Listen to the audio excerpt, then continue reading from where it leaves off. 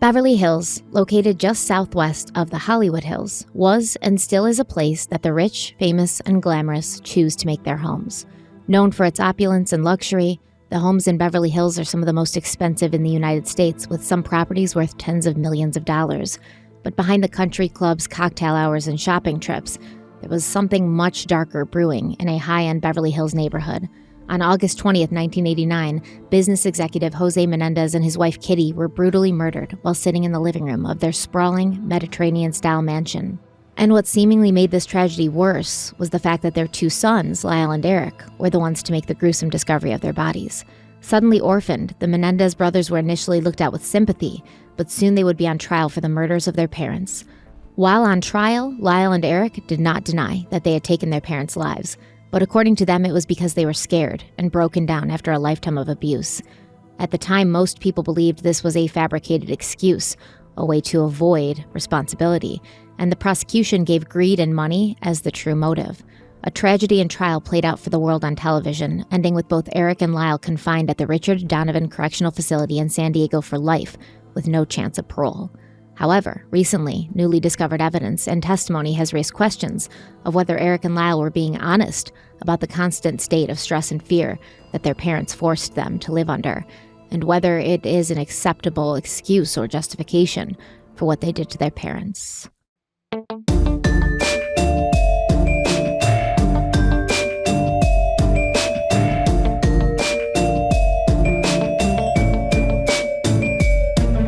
Hello, everybody. Welcome back to Crime Weekly. I'm Stephanie Harlow. And I'm Derek Lavasser. So today we are jumping in to a very highly requested case, the Menendez murders. And I mean, since I've been doing YouTube, people have been asking me to do this case. And I knew it was going to be a large undertaking, so I put it off. But it felt like the right time because the Menendez brothers are back in the news. And in general, this case has been very interesting, I suppose, to a lot of people. I think people are fascinated by it because it happened in an upper-class neighborhood. It happened to an upper-class family. And just the way that Jose and Kitty Hernandez were murdered, and to find out that their own sons were behind their murders, it was shocking to everybody because it was brutal. It was bloody. There wasn't any compassion in these kills. And it has been said that the Menendez brothers case has blazed the trail for the true crime genre. Jonathan Towers, who's the VP of development for Fox Nation, says, quote, "It's the first case in American media history that was something more than a legal story. It was a form of entertainment," end quote. The brothers have been depicted in sketches on SNL. Jokes were cracked about them by Jay Leno on The Tonight Show. Court TV aired the entire trial during the COVID-19 pandemic in 2020, and viewers on social media showed that the scorn and scrutiny the brothers were under during the 90s is not necessarily as widespread as it is today, and there's now more empathy and understanding for what they went through as children that may have driven them to such lengths. The mental health and trauma of a child was not as well understood in the early 90s. And the current legal team for the brothers are seeking a new hearing based on recently found evidence that Jose Menendez may have abused and molested other children during the time that his sons claim he was doing it to them. The lawyers say that this new evidence supports their claims of abuse, and the brothers should have been convicted of manslaughter instead of first-degree murder. Like I said, public understanding of trauma and abuse for children, including male children, which has been overlooked for many, many years, is now sort of being more well understood, more well talked about. And we have many cases that have happened over the last decades that have raised awareness, such as the molestation of children at the hands of members of the Catholic Church, the trial of Penn State coach Jerry Sandusky. We have actors speaking out about abuse that they encountered in the show business world. There's just a new documentary now about what I think it was Nickelodeon or the Disney Channel and what these child actors went through at the hands of adults who they were under the care of in their jobs. Mm-hmm. Quiet on Set. Quiet on Set. Was that Nickelodeon or Disney? Nickelodeon. Either way, Disney too, okay? Disney too. And it's just a different landscape. And if the Menendez brothers went on trial today, I think that the outcome would have been different. considering that there were many people who came forward and said that Jose and Kitty Hernandez maybe weren't the best parents. So we're diving into that today. How are you feeling about it? I feel great. I like that we're getting back to our roots and we're doing a deep dive. It's hard to do these deep dives case after case because you end up doing the case for 2 months. So it was good to do some shorter series, which we did. And you guys have been asking us to do Menendez brothers since the beginning of Crime Weekly. So this is a great opportunity to do it. I'm really fascinated in hearing the facts of the case because I do not know them. I obviously know about the Menendez brothers. I think everybody does. But to hear about the details of it, because the question that I'm going into this case with, the main question at least, is what happened to them. If I'm to take everything they say at face value, is there a world where that would justify a premeditated double homicide? And I think that's what we're looking at here. Now, they're going to argue something different, I'm assuming. I don't know the details. But if based on what they were charged with and what they were found guilty of, their argument was, listen, based on what we went through, we had no other choice.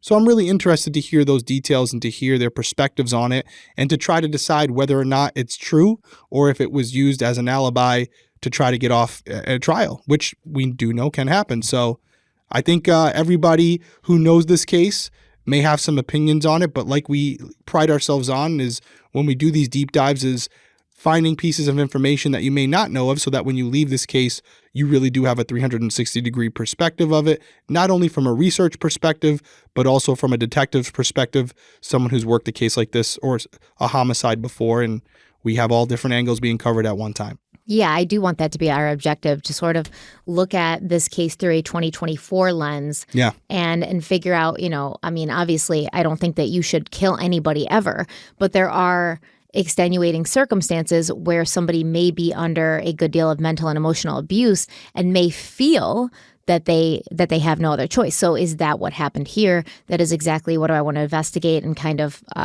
pull apart while we're doing this. So let's dive in. As always, with deep dives such as these, to understand what happened at the end, we have to go back to the beginning, and we're going to start with the life of Lyle and Eric's father, Jose Enrique Menendez, who was born on May 6th, 1944 in Havana, Cuba. Jose's parents, his father was also named Jose and his mother was named Maria, they'd grown up next door to each other in Cuba, and they were married in 1938. Maria was a professional athlete who won 5 gold medals for swimming during the 1935 Central American and Caribbean Olympic Games, becoming the first woman to be inducted into the Cuban Hall of Fame. Jose was a pro soccer player and successful businessman who ran his own accounting firm. Together, the couple had 3 children: Teresita, born in 1940, Marta, born in 1942, and Jose, born in 1944. Apparently, according to his sisters, Jose was his mother's favorite, and the girls would be disciplined by Maria, but Jose never was. He was her cute boy, Marta said. If he did something wrong, it was always cute.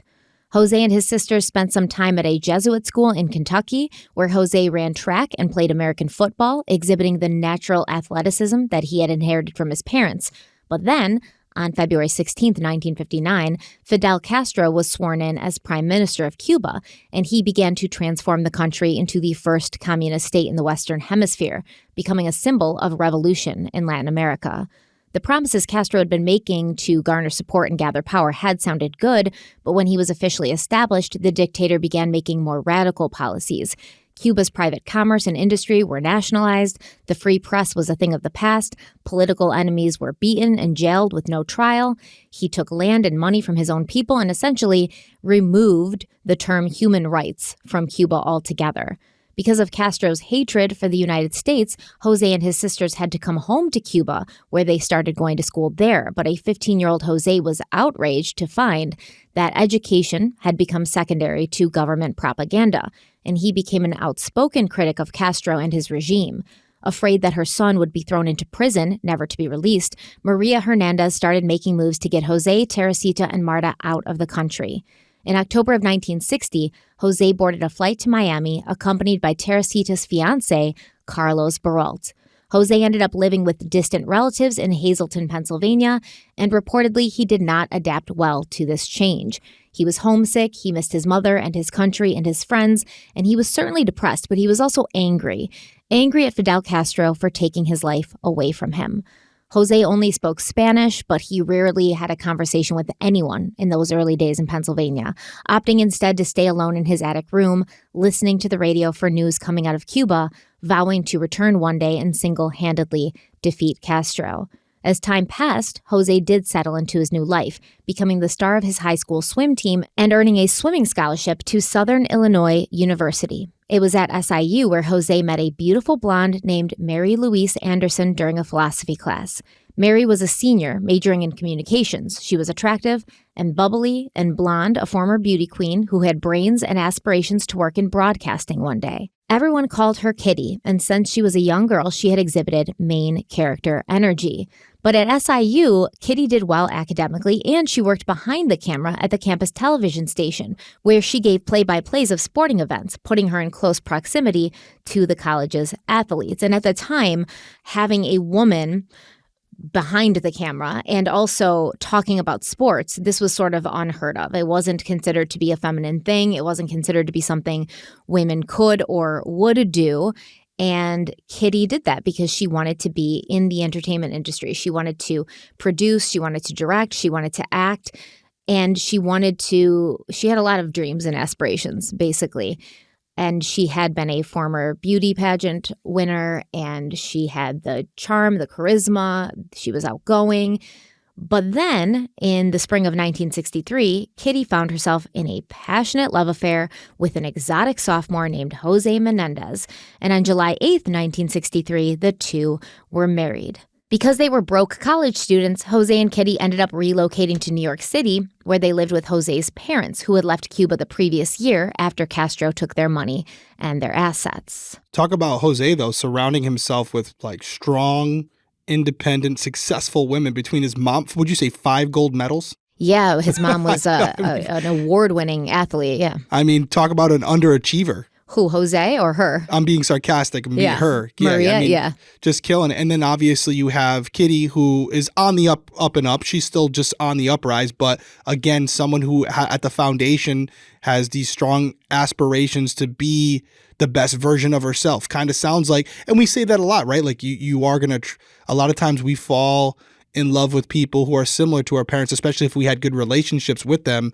So I do wonder in hindsight if Jose saw a lot of his mother in Kitty, and that's why he was attracted to her. So what's interesting, though, is, yes, his mother, Maria, was an award-winning, gold medalist, a stunningly amazing athlete. And because of Maria and Jose Sr.'s standing as professional athletes in Cuba, it took a while for Castro's regime to really reach them. They were kind of given initially some preferential treatment. Maybe preferential treatment, right, yeah. Right. But as soon as things started getting hard, obviously they had to get out of the country. But when Maria married Jose's father, she became a wife and a mother. And I think men like Jose fall in love with women or are, in admiration of women because of these features and characteristics they exhibit of, independence and being driven and successful and talented and dazzling.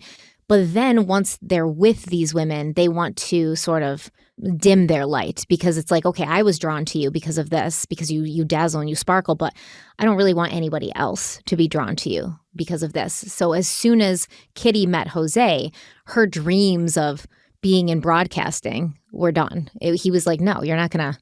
No wife of mine. That's not a place for a woman. You're not going to be doing that, running around with actors and directing films.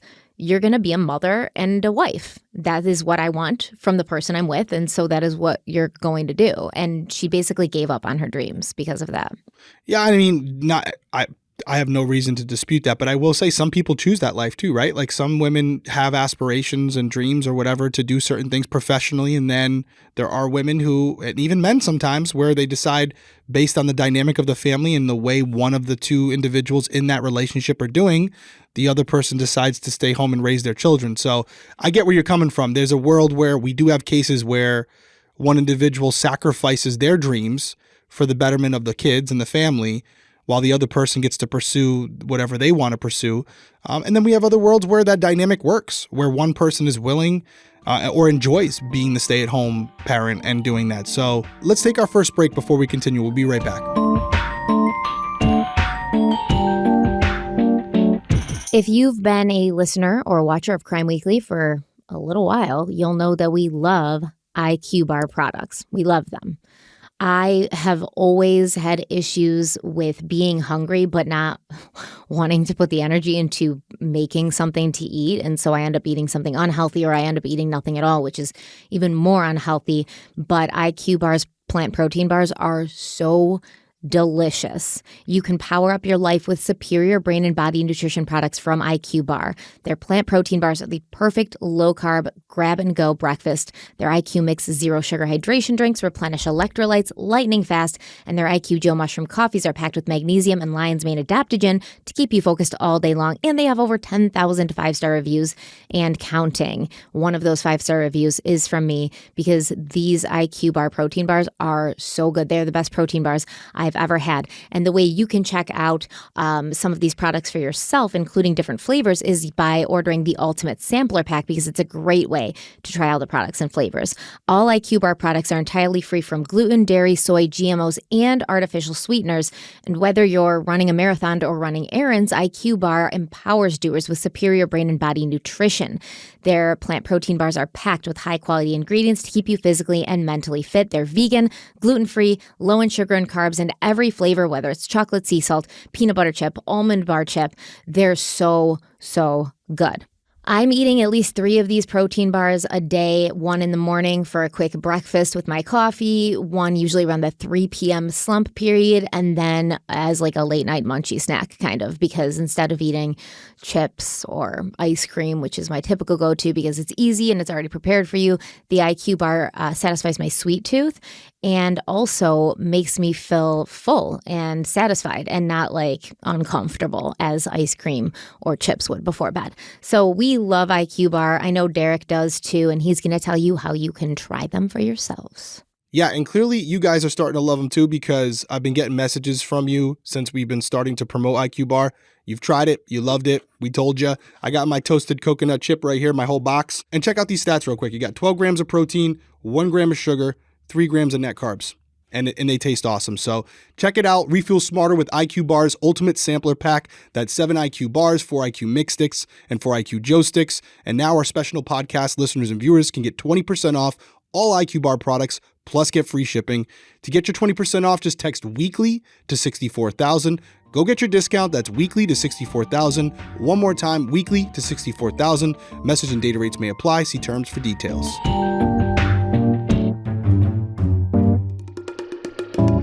In New York City, Jose began attending Queens College to study accounting while he washed dishes at the Ritzy 21 Club in Manhattan. And Kitty got a job teaching at a high school in the Bronx. And for a while, she was their main source of income for a few years. She was bringing in more money because he was, going part-time to school and part-time to work. And soon, the couple had enough money to get their own little apartment in Queens. And we'll see that as external situations improve for Jose and Kitty, such as money and status, their marriage is actually going to deteriorate. But during this time in their little apartment in Queens, they were broke but happy because they were building something together. They were going forward towards a common goal. 2 months after his mother and father were murdered, Erik Hernandez spoke about the early years of his parents' marriage, saying, quote, "My mom says that it is the closest they've ever been, the happiest days they ever had, or during that time because it brought them so close together. Money kind of brings you apart. It loosens the ties because you no longer need to be as close," end quote.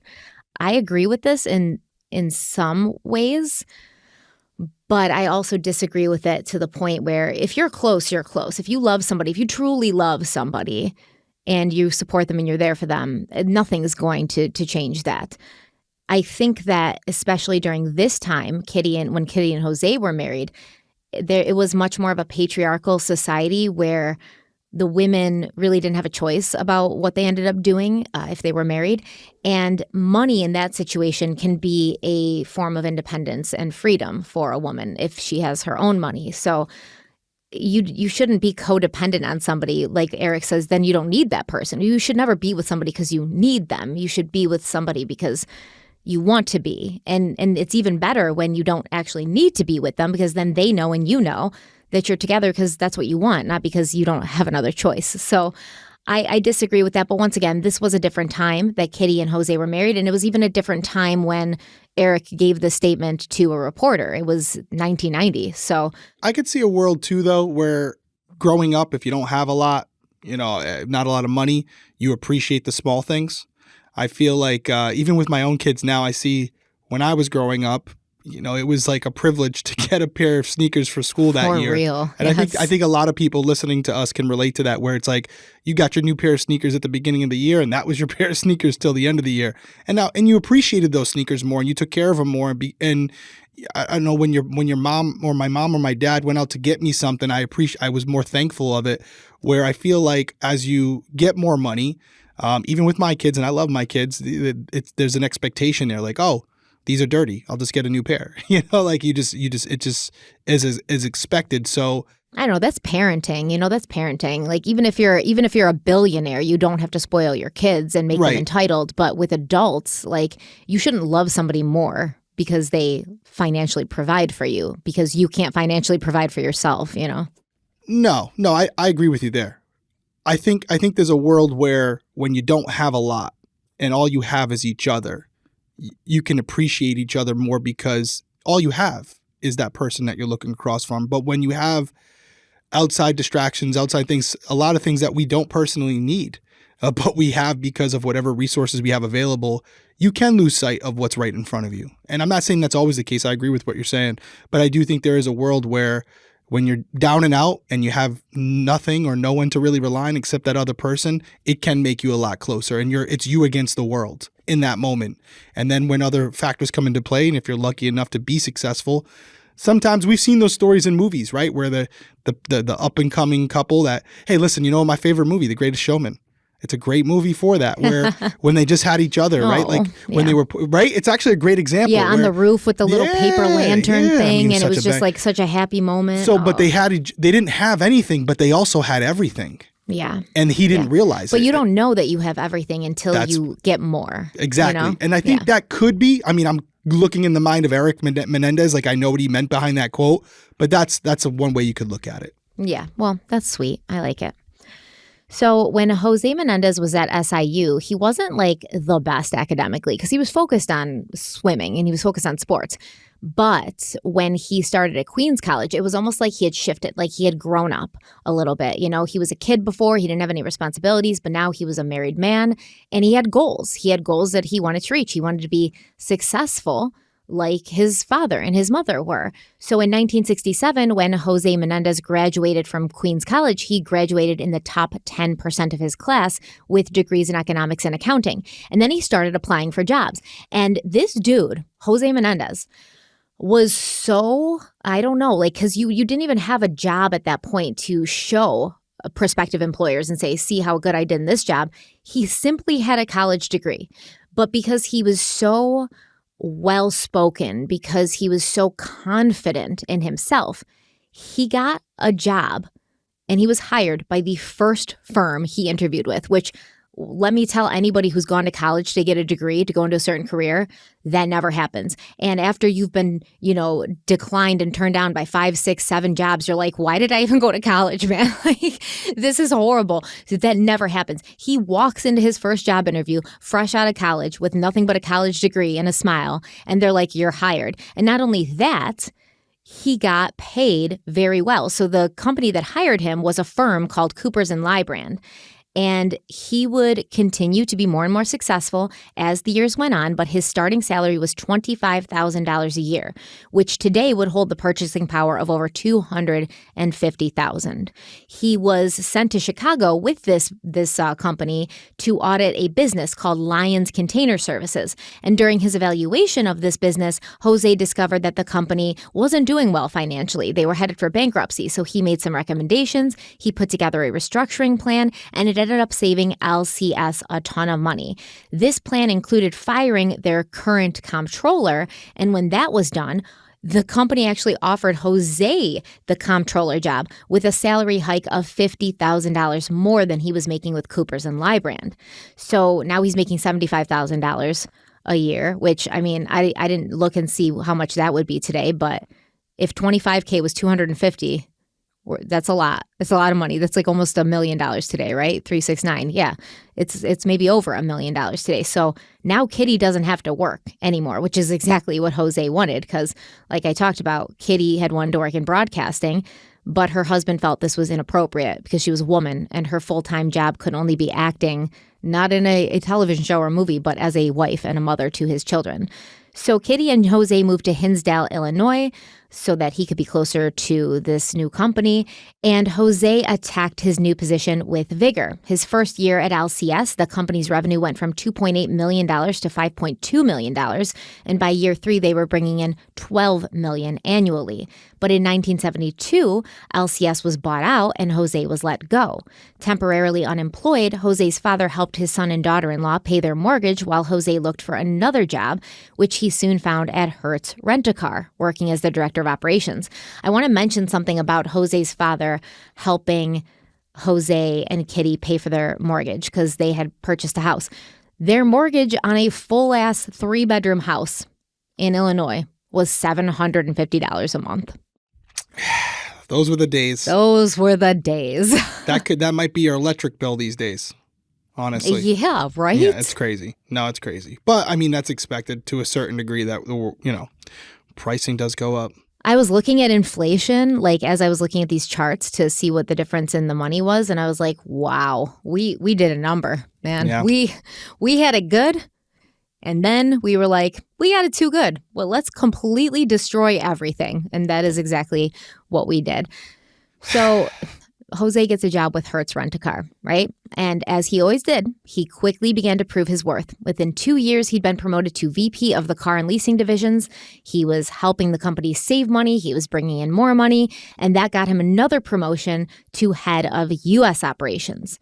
Now, Jose Menendez was objectively and inarguably sharp as a tack. He was charismatic. He was good at whatever job he set his mind to.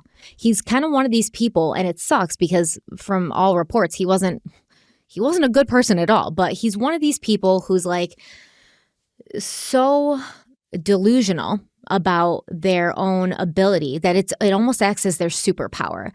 They go into every situation thinking there's nothing they can't do. And it has something to do with like neuroplasticity too. And the fact that like your brain has so much ability and you technically could do anything, right? That you wanted to do, anything. And he knows this and he's going in and he's like, I don't care if I'm trained in it, I'll learn it. I don't care if I know nothing about containers. In 6 months, I'm going to be an expert on containers. And it was this very innate and almost like universe-given ability to just go into something, anything, and kill it, like be the best at it. And this, of course, is going to develop in any person a large ego over time. I think everybody needs disappointments and setbacks in their lives. And they need to feel those to have a little bit of humility. But at the same time, it was Jose's ego that allowed him to go from job to job to job, knocking it out of the park and making more and more and more money, but not making friends, right? Because from all reports, Jose Menendez was not universally well-liked. His brother-in-law, Carlos Brault, said that Jose was brutal and had no compassion or respect for his colleagues or his staff. He would ridicule people. He had this infuriating, sarcastic, and condescending way of speaking that would immediately make even the most alpha dude feel like he was 2 inches tall. And if someone didn't share Jose's opinions, or if somebody challenged him, or, was even something as simple as being like, oh, that's a good idea, but what about this? Why don't we try this instead? Oh, no. He did not like that. He would use this tactic of saying very rude and disrespectful things, but he would do it in a quiet, calm, controlled manner. And if the person he was talking to was getting defensive, which if he's saying rude and disrespectful things, sometimes they will, Jose would then mock them for losing their control. And he'd be like, oh, are you having a little temper tantrum? Emotionally regulate yourself, handle yourself. What's going on with you? Look at yourself. Kind of thing. Very, abusive kind of. And he would just do anything to make them look like they were in the wrong, even if he was in the wrong. One of Jose's favorite things to say to someone when he wanted to cut them down was, well, then you haven't really done your job, so what are we paying you for? Carlos Baralt said, quote, Jose had this remarkable ability to make other people feel very, very small. He considered himself superior to others, end quote. And this is going to be a theme that we're going to see throughout this series, that Jose Menendez felt he was better than everyone else, and he told his sons that they were better than everyone else. Is there also an element of this that could be where, I'm not defending Jose Menendez, I'm just learning about him now, but just as I'm going along on this story, this journey with everyone else, is there an element of this as well where his expectation for excellence is what he expects of himself, that drive, that determination, which has made him so successful, anything less than that is unacceptable in his eyes. Now, his approach to addressing that and dealing with it and trying, you could be good at what you're doing, but not a good leader, right? So is his way of working great and it's successful and it's proven to work, but when he sees someone who doesn't display that same level of drive and determination, he views them as inferior and therefore not worthy of his presence, that he has to make sure they know that. Yes, I think that's exactly what it is, but I don't know how that makes it better. Not better. Again, I think as an employer, as a leader, you can always strive to get more out of your employees or the people that work underneath you, because clearly the position you're in most cases, you're there for a reason. You're there because you've cracked open the secret sauce to, hey, this is how we're going to get to where we need to be. Follow me. And you can lead by example, or you can demean and discredit and insult the people underneath you and say they're not worthy or they're worthless or they're a disappointment, which more than likely won't lead to that. He could have done it a different way is what I'm getting at. Well, I mean, just the fact that you think somebody's inferior to you because they don't have the same work ethic as you, I think is a problematic starting thought. You know, even without him vocalizing that, that's still something you shouldn't necessarily be feeling, because nobody is the same, right? So, yeah. And I mean, honestly, if you see other people around you who don't have the same work ethic, it should only make you feel like, okay, well, I have an edge in life. Like, they got to do what they got to do, and I'm going to do what I have to do. But I have the edge because while they're, reading magazines on their lunch hour and extending their lunch hour to 2 hours, I'm working. You don't need to force people into submission to be like you or live the way you think that they would live. And I think that's where the abusive and controlling tactics come in. Because why do you care so much? You can't control other people. You can only control yourself. Anybody who attempts to exert their will, their force, their influence to cause somebody else to live in a way that person doesn't want to live, hasn't chosen to live, that's a problem. Like, stay in your lane, mind your business, focus on yourself and what you're doing. Yeah. But it also seemed kind of like he almost wanted people to know that they sucked and that he was better. It was kind of like, oh, interesting. Yeah, it was this whole, don't you see me? Look at me, promoted, making all this money. I've saved them company. I got an award. What are you doing? It was like, I'm better than you, and I have to continue reminding you that I'm better than you. Yeah, definitely. So it sounds like, at minimum, his approach and delivery as a leader was terrible. But at worst case, it's what you're saying, where it's like a situation where regardless of what they did, even when they were doing a good job, it wasn't good enough, because in his eyes, yes, exactly. Nobody would ever be able to display the level of excellence that he was capable of. So even when you were succeeding, in his eyes, it was still inferior to what he would have done or how he would have done it. He had impossible expectations for people, and he would always continue moving the goalpost. And apparently, and I'm getting huge personality disorder vibes here, maybe NPD, because he loved to hear himself talk. And this is once again, this whole I can't just be satisfied with knowing that I am a hard worker and that I can tackle and be successful at anything I set my mind to. That's not enough. I have to know that everyone else knows it. So people like this will, make themselves, they just go through life with this era of grandiosity. And so a colleague of Jose's at Hertz, Kevin McDonald, said, quote, you would go into a meeting and he'd keep you there all day and he'd just go on and on and on. You'd walk out of there. You just say to yourself, my God, I never want to go through that again, end quote. It's interesting because where I'm at as we're going through the story, and I love when we go back to the beginning and talk about the foundation of these stories, because most of the time you just start with the people who are involved in the incident, right? But we're starting with the history behind it. And what it does is it gives you a better understanding of our victims. And in some cases, the victimology is not very positive, right? Understanding the victims and who they were as people may help you understand how they ended up victims in the first place. And again, it's not always for the right reason. So as I'm looking at this, I'm asking myself, especially in the context of this overall case of why did this happen and what the brothers have alleged. You start to get an understanding of Jose Menendez and how he treated people that weren't blood related. It's a peek behind the curtain, and this is earlier in life before his sons are even born. So this is a critical piece of information to understand, especially when you have impartial individuals who are not directly connected to Jose other than work, describing him in this manner. So yes, and we always know that people like this are either, the same to the people who are closest to them, or they're worse. Yep. Because they don't think there's anything wrong with their behavior, and you always are going to show more of your true self to the people you live with, see every day, etc. And I like to go this far back with cases like this, and we did it with Scott Peterson, and we did it with Casey Anthony, because I do believe when the parents of the offenders, which in this case the offenders would be Erik and Lyle Menendez, when the parents are, in my opinion, instrumental in creating the monsters they became, we have to go this far back, and we have to see, like fruit of the poisonous tree, where did this start? And do we see a pattern? And do we see maybe why these two men turned out the way they did? But let's take a quick break, and we'll be right back.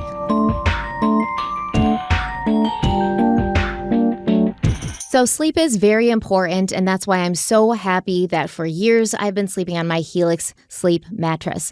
It's been at least 5 years that I've had this mattress. Now my children all have Helix sleep mattresses, my mom, my sister, my brother, and we all love them. The Helix lineup offers 20 unique mattresses, including the award-winning Luxe collection, which is what I have. I have the Midnight Luxe. They also have the newly released Helix Elite collection. They have a mattress designed for big and tall sleepers, and even a mattress made just for kids. And how will you know which Helix mattress works best for you and your body with all of these choices? Well, all you have to do is exactly what I did, exactly what Derek did, and everyone else who has a Helix mattress. You take a Helix sleep quiz and find your perfect mattress in under 2 minutes. And your personalized mattress is going to be shipped straight to your door, free of charge. Plus, Helix knows there's no better way to test out a new mattress than by sleeping on it in the comfort of your own home. So that's why they're offering a 100-night trial plus a 10 to 15-year warranty to try out your new Helix mattress. And if you don't like it in those 100 nights, you can send the mattress back and get a refund, no questions asked. Helix has so many different mattress models to choose from. Each are designed for specific sleep positions and feel preferences. They have models with memory foam layers to provide optimal pressure relief if you sleep on your side, which I do. They have models with more responsive foam to cradle your body for essential support in stomach and back sleeping positions. And they even have enhanced cooling features to keep you from overheating at night. Plus, if your spine needs some TLC, they've got you, because every Helix mattress has a hybrid design combining individually wrapped steel coils in the base with premium foam layers on top. It is the perfect combination of comfort and support. When I took the Helix sleep quiz, I was matched with the Midnight Luxe model because I do sleep on my side. I wanted something that felt a bit more firm and supportive, and I love it. I used to wake up feeling very achy, very tired, and I just thought that was part of getting older. But now I wake up and I'm getting better sleep because I'm not waking up multiple times during the night. So I'm not as tired and not as achy. And I usually wake up in the same exact position I fell asleep in, which is a good indication that your mattress is super comfortable. But don't take our word for it, because Helix has been awarded the #1 mattress picked by GQ and Wired magazine. It's even recommended by multiple leading chiropractors and doctors of sleep medicine as a go-to solution for improving your sleep. So if you're interested in checking out a new mattress, if you're in the market for one, please listen to Derek, because he's going to let you know how you can check Helix out for yourself. Yeah, Midnight Luxe has definitely been a game changer for me. The only downfall is now when I travel, hopping in a hotel bed is just not the same. You really feel the difference. So if you want to check it out, head on over to Helix. And right now, Helix is offering 20% off all mattress orders and 2 free pillows for our listeners and viewers. All you have to do is go to helixsleep.com/crimeweekly and use our code HelixPartner20. That's HelixPartner20. All one word, numbers are right, all smushed together, no spaces. This is their best offer yet, and it won't last long. With Helix, better sleep starts now.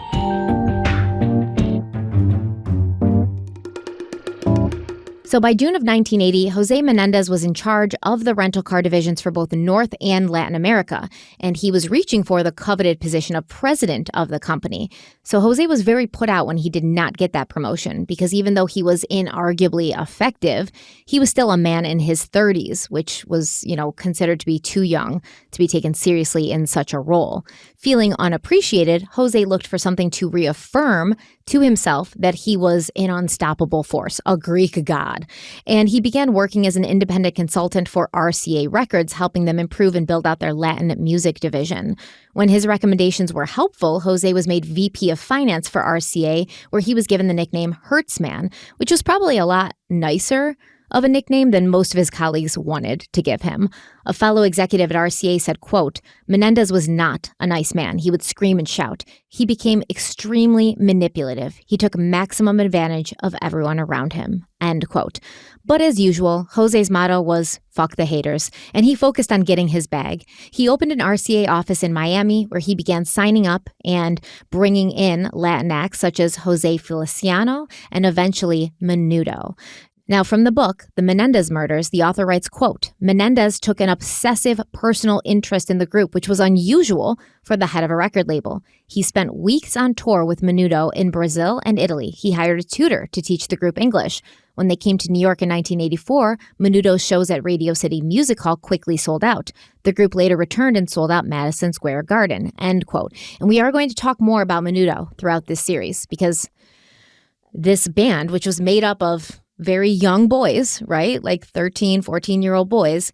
They were very talented, and they were constantly getting switched out because the man who put the band together, he was like, oh, I want, talented kids who can sing, who can dance, who have that it factor. But when they get a little bit older and they've sort of aged out of being these young, cute little boys, I want to replace them with more young, cute little boys who can sing and dance.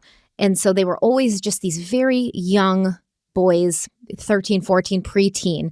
And Jose Menendez was spending a lot of time with them. And he had brought them in initially to RCA, and everybody he worked with was like, oh no, this isn't going to hit. Like, we don't think this is going to translate to the United States. It's not a good idea. But he insisted that he had to sign them. And it ended up being a good bargain, right? They were very successful. However, a lot of people question, why did Jose Menendez go to bat for Menudo and the boys of Menudo so heavily when every single other executive was telling him, let's pass on this. We don't think it's too much of a risk. Was it because he just believed in his own instincts so much, or was it because he had some ulterior motive? And we are going to talk about that as we get around to that timeline. But as an executive VP at RCA, Jose was making $500,000 a year. That's $500,000 in the 80s, okay? In the 70s, not today.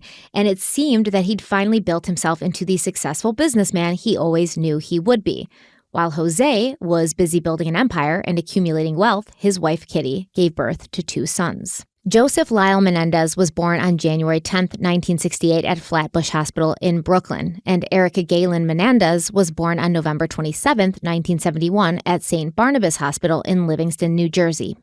In 1977, Jose's sister Teresita and her husband Carlos moved to Princeton, New Jersey, and Jose's wife Kitty spent some time with them for a visit, and she absolutely fell in love with the quaint college town. And actually, Lyle Menendez is going to end up attending Princeton University. So after Kitty spent some time in Princeton, she went home to tell her husband, "This is where I want to live. This is where I want to raise our family." At first, the Menendez family rented a house near Carlos and Teresita, and 2 years later, they built a 4-bedroom home in the same area. Not only were they close, location-wise, to Carlos, Terry, and their 4 daughters, but not long after this, Jose's other sister, Marta, her husband, Peter, and their 5 children relocated from Puerto Rico to Princeton as well. Because of this, Lyle and Eric were able to spend a lot of time visiting family and playing with their cousins. And that was a good thing, because it seemed that Jose would only allow his sons to associate with their family members. He did not want them socializing with many other kids their age because he felt it would be a distraction and hold them back from reaching Jose Menendez level goals. There were other reasons why Jose didn't want his sons hanging out with other kids, and we're going to get there. But mainly it was because he thought his sons were too good to hang out with other kids, that these other kids would spoil his sons, taint them, make them lackadaisical, lazy, just basically influenced them in the wrong decisions. So they didn't really have friends. But all of these family members, you've got this big family here. You got all these kids. You've got Jose and his 2 siblings and their husbands close by. They all hung out all the time. They spent weekends together at one house or the other. They would throw steaks on the grill, go swimming. But the Menendez family was not as shiny and happy as they appeared from the outside. You cannot choose who you're related to. And Lyle and Erik ended up being born to a short-tempered, workaholic father with a massive ego and a depressed, self-medicating mother who treated her sons more like accessories that she wished she could remove when they started to annoy her. Marta's husband, Peter Canto, became close to Kitty Menendez, and he had seen her drink too much and become messy and uncontrollable many, many times. And one day she confided in him that she did have a drinking problem. Peter also didn't think that Kitty was a huge fan of her children. One day when Erik was 2 and Lyle was 5, they were at the mall with their mother and their Aunt Marta. The boys started knocking over store displays and then they just ran off. And Marta was concerned when they couldn't locate the 2 young children, but Kitty told her, "Don't worry, the boys are going to be fine." Not long after this, a message came over the PA system asking Mrs. Menendez to report to the security office to pick up her children. And Kitty turned to Marta and said, quote, "Oh, great, now we know where they are, so we can keep shopping," end quote. According to Marta, Kitty did not make it to the security office to get Erik and Lyle for almost another hour. That's an insane story to me, to think that basically using the store as babysitters. That's a new one. I've never heard that before. Especially after John Walsh's son, that was in a shopping area, I believe around the same time, like in the 70s or 80s, if I'm not mistaken. And he's just taken from a shopping area, and these kids were 2 and 5, which is insane to me, just like wandering around. And then they have them at the security office and she's like, thank God. Now I can shop in peace and not have to have a slight bit of worry about where my sons are. Yeah, I'd be so embarrassed to show up there an hour later, dude. So embarrassed. Yeah, I always am cautious about talking about someone who's no longer with us, and obviously based on the way that she was killed wasn't pleasant. So, but on the surface, just looking at it for what it is, face value, got to be objective. Not good parental behavior. It's not the way it should be done.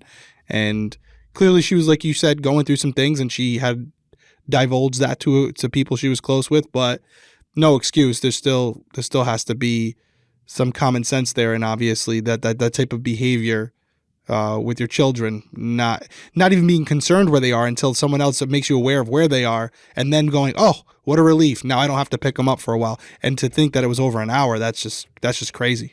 Yeah, because it's like basic needs, I understand you have an alcohol problem, you're depressed, you have some mental health things going on.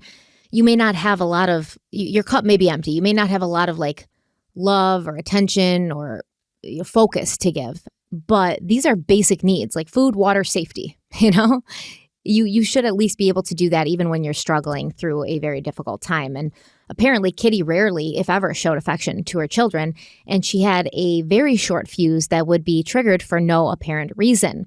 Her sister-in-law, Marta Canto, said, quote, "She would suddenly get very violent and throw things and bang things and scream at the kids.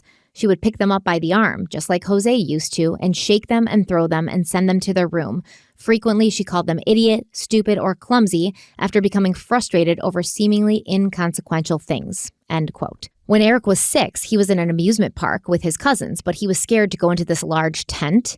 And his cousin, Anna Maria, who was around his same age, she walked in without a problem. And then his mother, Kitty, began to verbally assault her son, telling him he was a coward and causing him to sob uncontrollably in public. If Lyle and Erik hoped for some sympathy or a break from this abuse with their father, they would be sorely disappointed. Jose had no problem being physically rough with his sons. When Lyle was 5, he was playing with Marta's children, while Jose and Peter chatted in the living room. Apparently, Lyle was extra full of it that day. He was hyper, bouncing off the walls. And when his father told him to stop and Lyle did not immediately obey, Peter Canto said that Jose grabbed Lyle, glared in his eyes, and whispered something fiercely into his ear. Whatever he said must have been terrifying because Lyle wet his pants. And when Jose saw what had happened, he didn't feel bad or apologize or realize he'd gone too far. He became enraged, and he punched his 5-year-old son in the chest with a closed fist before dragging him down the hall to his bedroom, throwing him inside and slamming the door. So Peter came to Lyle's defense and he was like, yo, chill out. Like, you don't need to do all this. You can't treat a child like this. And Jose was like, well, if you don't like it, you can leave. This is my house. I do what I want in my house with my kids and my wife, and you don't have to be here. And Peter Canto said that he grabbed his wife, his kids, and they left within minutes of Jose saying that. Good for him. Yeah. But I mean, also you're leaving. And it's like, it would be hard for me to do that because now I'm like, okay, I'm leaving and nobody's here to see what's happening to these kids, you know? Well, you could leave and contact someone at that point. Yeah, but that was not the time to do that. Yeah. No family members are going to be calling CPS on other family members in the 70s and 80s. When Lyle was 7, he had a very traumatic experience. So he came home from school and he was excited because he had been allowed to take home the classroom bunny. I guess that they didn't need the classroom bunny anymore. And the teacher was like, who would like to take this bunny home as your pet? And Lyle immediately was like, me, I want that bunny. And he got home with the bunny and he showed it proudly to his mother. And she was like, get that thing out of here. Your father's never going to let you keep it. I don't want it in my house. Get it out. But Lyle was kind of hoping that his parents would change their minds. So he hung on to the bunny. He kept it in this little glass aquarium in his room. He fed it. He took care of it. He loved it. But then one day the rabbit went missing. And when Lyle asked where his rabbit had gone to, his father told him to look in the garbage. Lyle did this, and there he was just completely heartbroken and traumatized to find the dead body of his treasured bunny. We know that hurt people, and those who are abused or pushed around will sometimes or often find others who are smaller and more vulnerable so that they can abuse them and push them around. Especially this happens in children because they don't understand why it's happening to them, and they're making connections in their brain. This is how you treat people. They're learning this is how you treat people. They don't understand that it's wrong or bad. They just think that is the way you behave. And it's so sad to think about it. But what happened is Lyle started to become a bully towards his younger brother, Erik. And this behavior was not only supported by Jose, but it was egged on. Jose would stand there and watch and shout as Erik and Lyle fought. And he would say, Lyle, get him here, cut him off at the waist. Or he'd say, Erik, watch your back. He's coming at you. Fight back, Erik, fight back. Because Erik was smaller, 3 years younger. And he would just kind of sit there and take it. And his father, instead of coming in and saying, hey, don't hurt your brother, he would say, Erik, get your ass up, fight back. Like, what are you doing, you coward? You're weak. Get up. And this does remind me a little bit of Aaron Hernandez's father. Because remember, Aaron Hernandez's father did the same thing to Aaron and his brother. And a lot of what happened to the Menendez brothers is echoed by what would go on to happen to Aaron Hernandez and his brother at the hands of their father. So I also think it's like this, and I don't agree with this, but like this kill or be killed mentality that some of these individuals have, like this natural selection type thing where the Jose approached his life as, it's whoever's the best is going to be successful and everyone else is going to get eaten alive. And so he adopted that mentality in his own life. So even with his kids or in the animal world, like his cubs, it's like, hey, listen, whoever the strongest of the two cubs are, that's who's going to be king. That's who's going to survive. And nobody's going to go easy on you when you're in a battle for your life. It's kill or be killed. And if you're weak, you're going to get taken out. And he didn't make that exception with the people he worked with. And he definitely wasn't going to give his sons a pass. They were going to have to learn the hard way. And whoever wanted it more, that's who was going to be successful. And the other person, they would be thrown in the trash just like the bunny. I do have a question for you about the bunny because I think it's significant. And maybe you don't even know the answer. But are we to assume that the bunny was killed by Jose? Or Yes. Are we to assume that the bunny maybe died and then they just disposed of it without telling him? Or, which one is it? the bunny was killed by Jose. Okay. I mean, that says a lot about him. Yes. Reportedly. Oh, yeah, it does say a lot about him because we're talking about, the psychology behind that and how we can associate that with other individuals who are capable of killing small innocent animals and what they eventually do in the future or what they've already been doing, right? That's how sometimes serial killers start. So it does give you a little bit of insight into the psychology of Jose Menendez. Now, I'm not saying that that's the direction he was going, or we don't even know for sure if he did kill the bunny, but if we did, and that is what occurred, it says a lot about him from a mental standpoint, the ability to kill a harmless animal like that as opposed to just giving it away. Well, I mean, it speaks to a lack of empathy.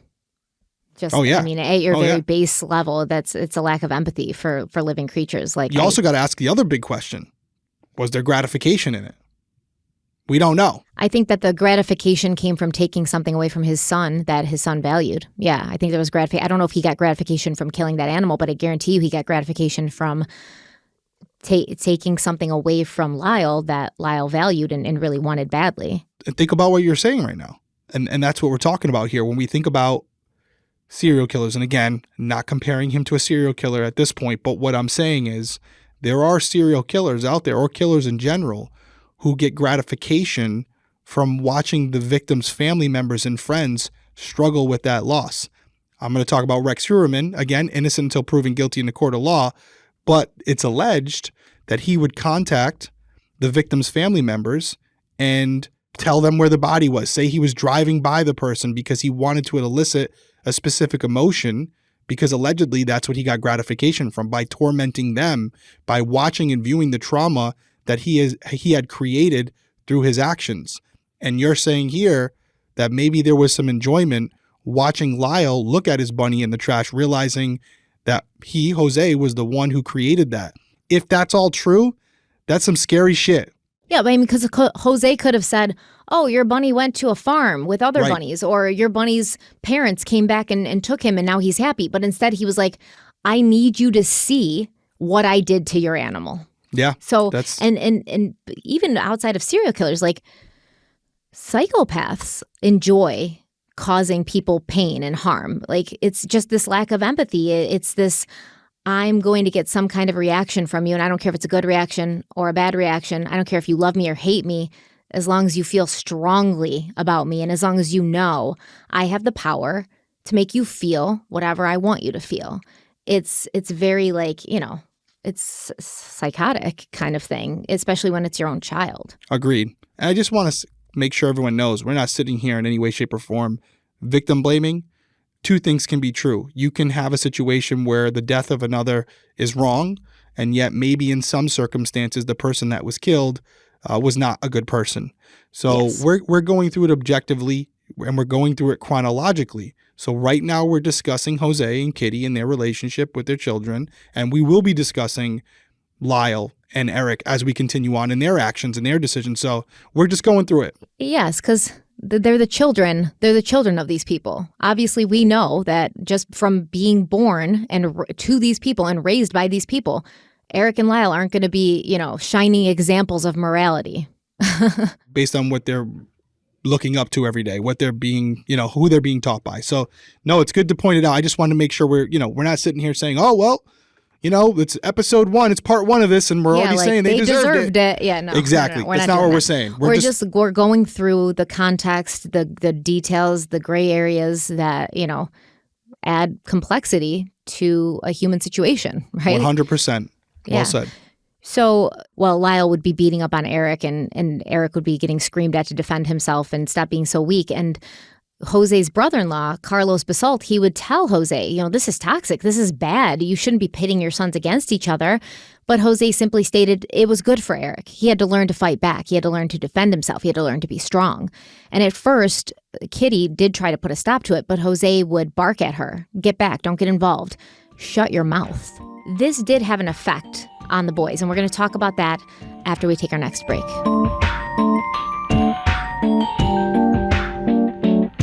Summer is coming up fast, and you're going to need hydration that keeps up with every moment. A single stick of Liquid IV makes ordinary hydration extraordinary. They have 3 times the electrolytes of the leading sports drink, plus 8 vitamins and nutrients for everyday wellness. So I've been drinking Liquid IV for a long time. The grape was my favorite until they came out with their sugar-free flavors, and now the sugar-free white peach is my jam. It's all I ever want to drink. It's going to be perfect poolside this summer.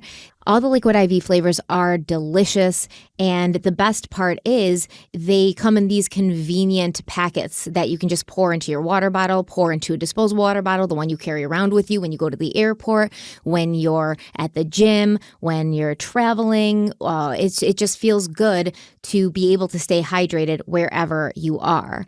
I carry extra packets with me in my purse, my gym bag. There's some in my car. So we love Liquid IV. It is the #1 powered hydration brand in America, and they have 4 delicious sugar-free flavors. The white peach, which is my favorite, green grape, raspberry melon, and lemon lime. These are a zero sugar hydration solution with no artificial sweeteners, and they don't taste like they have artificial sweeteners in them. They taste like they have actual sugar in them, but they don't, and they're very, very good. So Derek loves Liquid IV as much as I do, and I'm going to let him take it away right now. I got to give a shout out to Liquid IV.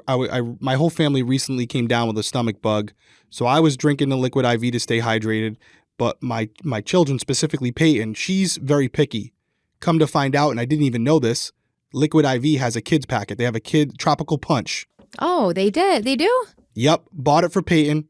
Absolutely loved it. Was chugging it down. Got her hydrated again. So special shout out to them. We love Liquid IV. We think you guys will as well. So turn your ordinary water into extraordinary hydration with Liquid IV. Get 20% off your first order of Liquid IV when you go to liquidiv.com and use our code CRIMEWEEKLY at checkout. That's 20% off your first order when you shop Better Hydration today using promo code CRIMEWEEKLY at liquidiv.com.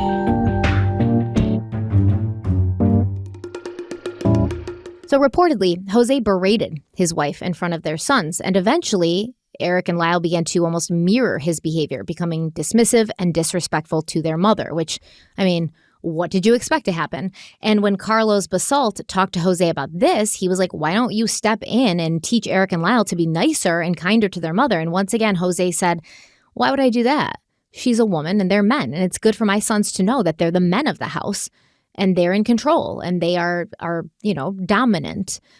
Now, here is Erik and then Lyle talking about some of their childhood memories of their mother, Kitty. She would compare me to Lyle. Like, I did a lot of things for her. I like doing things for her. I would vacuum the floor, I would do the dishes, and she would say these things to me because I knew she would when I did that. And she just seemed to care more about me than Lyle. Now, you said she said things like you were a better son than Lyle? Yes. Just what she would say to him. She would say similar things to me, but just so often to Lyle. All the time. She would blame him for things that he didn't do to Dad because she didn't want to get in trouble. She would, she did that to me too, but she just the way she treated Lyle, I knew that she didn't like Lyle. Stepped on a needle. And I just heard him cry out, and I was in the hallway or right next to my room, and I came in and I saw the needle sticking out of both sides of his big toe, and it really scared me. And how was he behaving? Oh, he was crying and screaming, and so I ran and got Mom, and she was on the phone, and this time I didn't care. I was just pulling on her arm, asking her to come because Lyle was in pain and Lyle had a needle in his foot, and she pushed me away and she said, I'll be there in a minute. And you told her that Lyle had a needle in his foot? Yes. And did she come right away? No. And did you have to go back again? Yes, I was begging for her to come because Lyle wasn't moving, he had his foot right in the air, and I was young, I was like 5. And what happened? He got in the car and he was playing around with the driving wheel and I guess put the gear shift on neutral, and the car started going backwards. Where was the car? In the driveway. And so it started to move? Yeah, it started to roll backwards. And what did you do? I ran in the house to get Mom and say, Lyle's in the car's rolling down the hill, because it was a slanted driveway. And she said, okay, I'll be there in a minute. What was she doing? She was on the phone. And was she there in a minute? She made it just before the car ran over the mailbox. Took her a little while. I was surprised. Do you have something in particular that stands out in your mind that's a good memory of your mother? I remember Christmases. She was always up, it seemed, and she would be up when I got up, and she would take us down to open the presents, even though my dad would sleep in. So we got to do that. That was usually a nice day. And I remember her taking care of the birds. that would hit the window. Especially in Muncie, the birds would hit the window and be kind of like hurt or wounded in some way. And she would put them in a special cage she had for birds that did that. And she was just amazing with the birds. And I remember watching. Did you love your mom and dad? Yes. Yeah. And did your mother ever express any resentment? Oh, yes, many, many times. What would she say? She would say many things. She would say that I ruined her life, and she would explain to me why and how I ruined her life. What would she tell you about why and how you ruined her life? Well, if she wasn't in a tantrum and she was just speaking normally, she would just explain all the things that she could have been, an actress, broadcasting. I learned about her aspirations with disappointments with not being a child actress and wanting to go on in some acting or broadcasting sense. And she told me that she had a job in New York to be a hostess at a restaurant, that she said she could make almost $50,000 a year, and that then suddenly she had gotten pregnant, that she had not wanted to get pregnant, that my dad had then forced her, gave her an ultimatum: either you leave or you stay home with my son and quit. And so she chose to stay home, and essentially her life was pretty much ruined from that point on. But then we would have more discussions about how much money was being spent on my tennis, all my dad's time on my tennis, who cares, and then I would hear about the lessons she couldn't have, the things that she couldn't have. And then there would be other times when she was in a tantrum, and then it would just come out very, in a rage. What would come out in a rage? She would be throwing things and screaming and flailing and wanting and trying to hit you and saying that you're a bastard. And she cursed a lot. And that wait till your dad gets home, I'll tell him the things that you didn't do today. And I wish you were never born. And why can't you be like your brother? And what's the matter with you? And then I would try to say something. She would say, shut up. I don't want to hear it. You're stupid. I hate you. How old were you when you heard things like, I wish you were never born?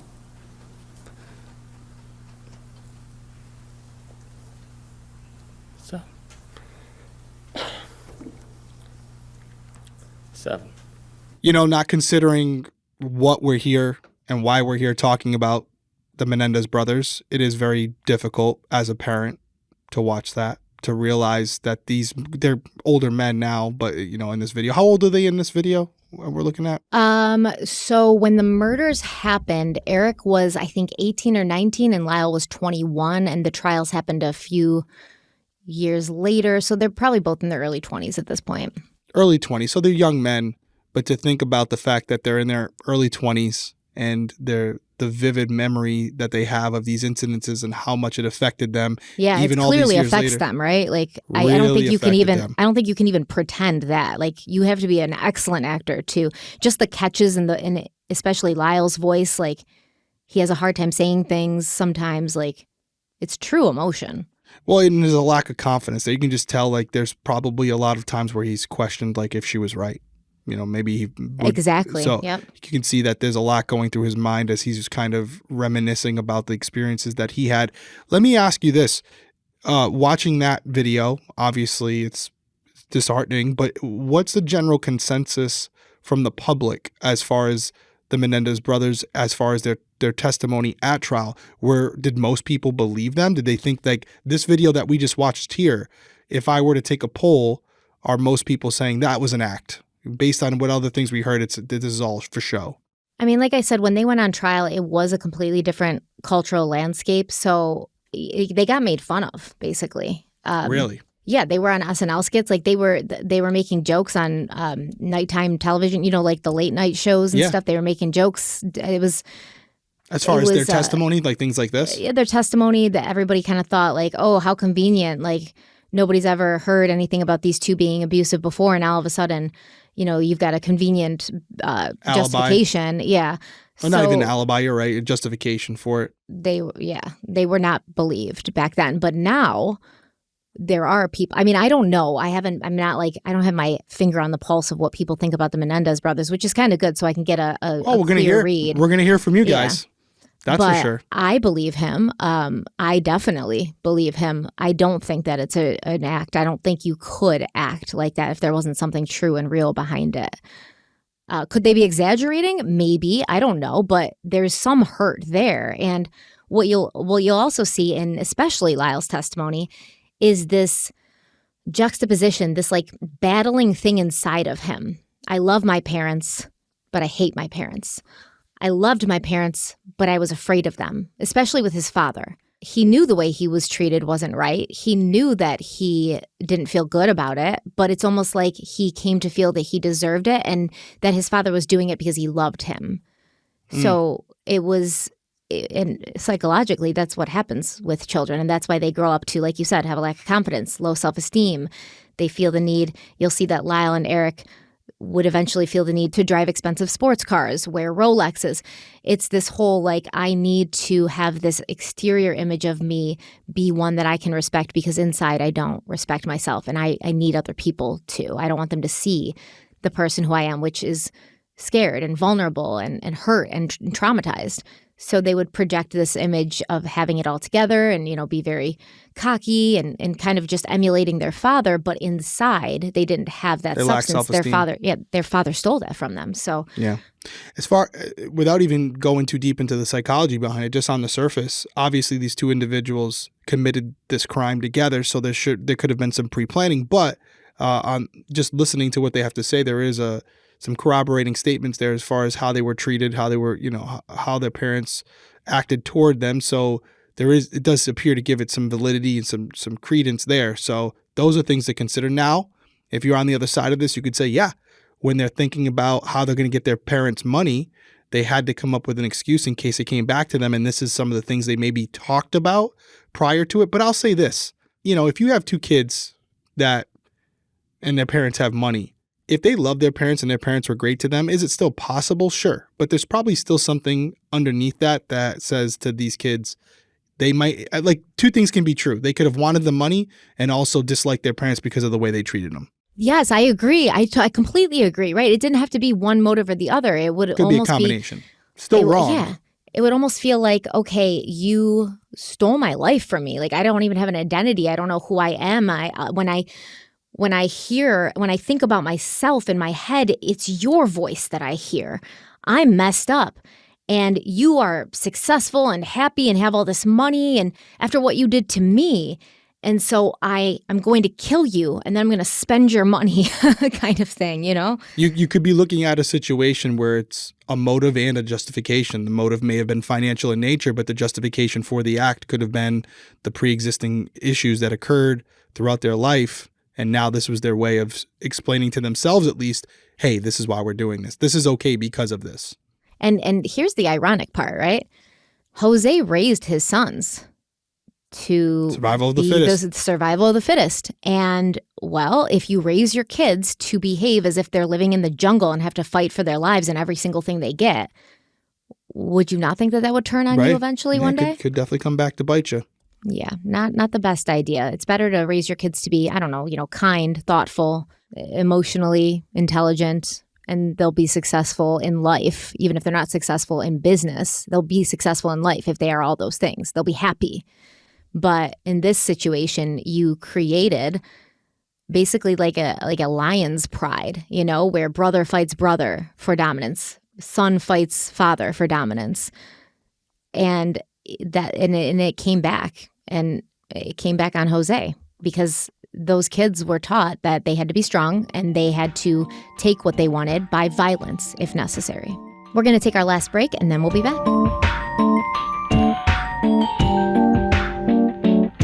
So everyone knows that finding the perfect t-shirt can be such a challenge. I've always had problems, whether it was the fit or the quality or both. Luckily, the perfect t-shirt does exist and you can find it at Skims. From cropped silhouettes to long sleeves, and layering tees. There's styles for everyone. And you guys know I've been wearing Skims for a while. I think I have so much. I have their bras, their underwear, their pajamas, which I love. And now I have these t-shirts. And I honestly think that this is the best fitting tee I've ever worn. It's super soft.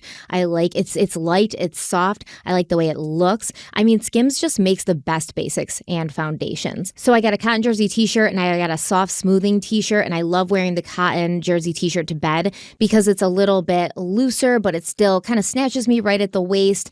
I've washed it a million times. It's held its shape. It still feels soft. It fits like a dream, and I like wearing it to bed at night because it doesn't scratch or agitate me, and I look good in it, so I don't feel like I'm wearing a huge t-shirt and sweatpants. The soft smoothing t-shirt is probably the most flattering t-shirt I've ever worn. I have them both in black, and I love them. I used to think throwing on a t-shirt was just more casual, but this fabric is so smooth, so buttery, and it looks so upscale that I can wear it while running errands or even dress it up for a night. I wore it out to dinner the other night with a black silk skirt and black leggings and black boots, and it was just amazing. It was a great outfit, and I got a lot of compliments on it. So I got these both in the color Onyx, and you can check these out as well, along with all of the other great things that Skims has to offer. Derek's going to tell you how. Shop the Skims t-shirt shop at skims.com, now available in sizes XXS to 4X, plus get free shipping on orders over $75. And if you haven't yet, be sure to let them know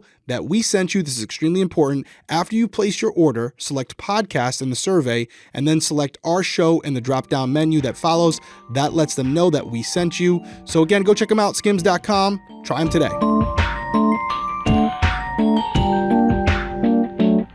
Being able to talk to somebody about what's going on in your life or in your head is super important because we all get down. No matter how much we show it or how little we show it, inside, we're all not feeling great sometimes. I can attest to that myself. I'm going through a very difficult time right now, and therapy has been a lifesaver, honestly. But when I initially realized that I needed to talk to a therapist, I did not know how to get started because therapy isn't something I've done consistently throughout my life. But Talkspace made it very easy to find a therapist that I liked.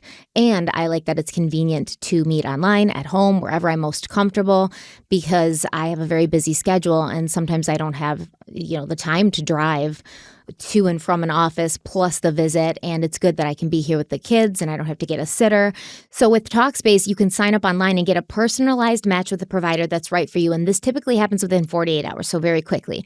And it's very convenient, like I said, to have these virtual sessions with your licensed therapist from the comfort of your home or wherever you feel comfortable. There's no need to commute to appointments. You don't have to miss time at work, line up childcare. It's mental health care made easy on your time. And Talkspace also lets you send messages to your therapist so you don't have to wait for the next session if there's something you really need to tell them. And therapy can really help you shift your perspective. We know this. It helps you also find tools to cope in difficult times. And Talkspace can help with any specific challenges you might be facing. It is the #1 online therapy platform with licensed therapists in over 40 specialties, including anxiety, depression, substance abuse, relationship issues, and so much more. And if you're concerned about privacy, which you should be because you're talking about something that's very private, Talkspace is secure and private. They use the latest end-to-end bank-grade encryption technology to store client information, and they comply with the latest HIPAA regulations. Plus, and this is a bonus, Talkspace is affordable, and they are in network with most major insurers, which I can tell you that a lot of places are not these days. I've been paying out of pocket for therapy for a while before I found Talkspace, but I know a lot of people who pay out of pocket for therapy, and I've guided them all towards Talkspace as well. So if you want to check Talkspace out for yourself, I think everybody could use therapy, even if it's just something you do once or twice to try it out. Talkspace is the place to go, and Derek's going to tell you how you can check them out for yourself. Yeah, and right now is the perfect time to do it because as a listener and viewer of this podcast, you'll get $80 off your first month with Talkspace when you go to Talkspace.com/crimeweekly and enter our promo code SPACE80. That's all one word with the numbers attached to it. To match with a licensed therapist today, just go to Talkspace.com/crimeweekly and enter promo code SPACE80 to get $80 off your first month and show your support for this show. One more time, that's Talkspace.com/crimeweekly, promo code SPACE80.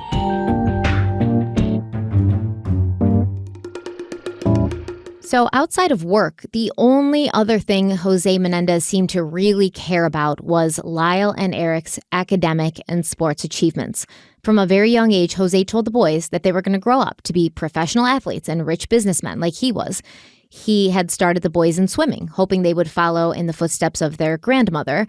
And, she was an Olympic swimmer, and also Jose himself, who got a scholarship for swimming. Did sports become an important part of your life?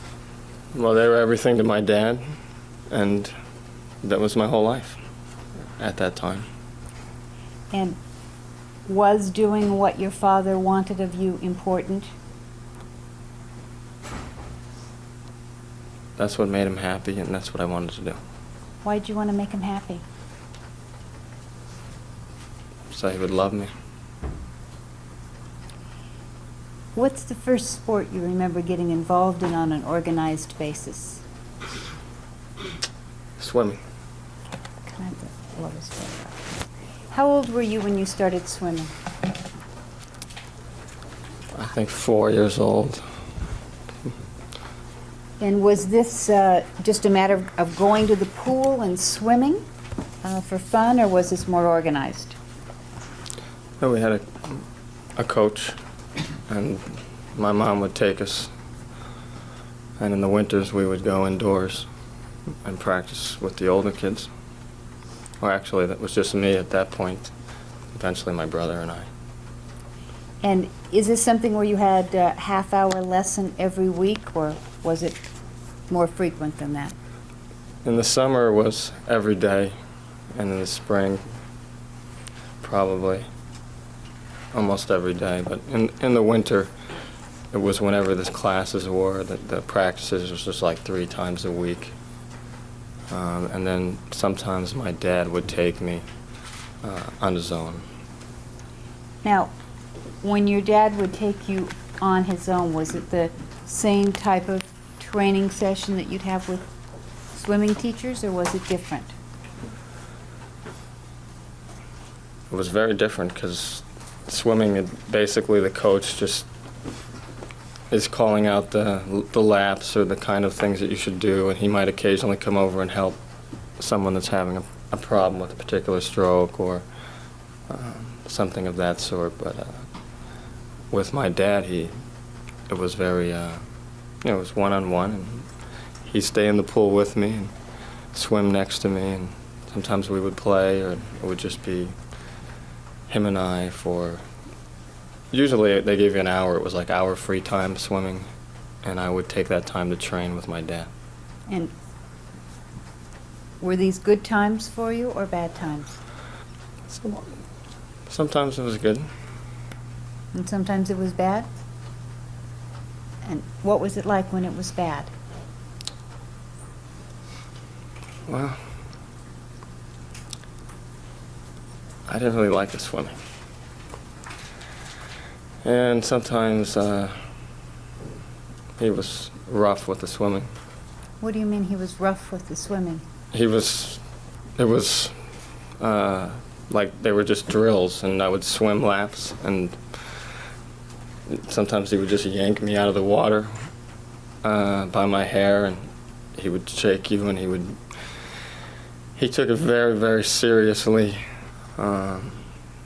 He was training to be an Olympic swimmer at one point, and so he had all kinds of different methods and how to expand your lungs and how long I should be able to hold my breath. And we practiced him holding me under the water, how long I could take it. What do you mean how long you could take it? Would he say, I'm going to hold you under for 30 seconds and then you go under, or what would that be like?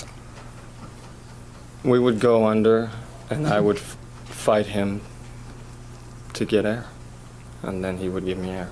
And we would keep doing that, and I would be able to do it less and less time. And it was very rough. And what do you mean you would fight him to get air? I would just push away from him or pinch him or do whatever I could, hit him underwater. My dad was unaffected by all that, so it didn't. That's what he wanted me to do. He wanted me to fight to get air so that I could go beyond what I would normally just take if he said stay underwater as long as you could. and this would expand my lungs.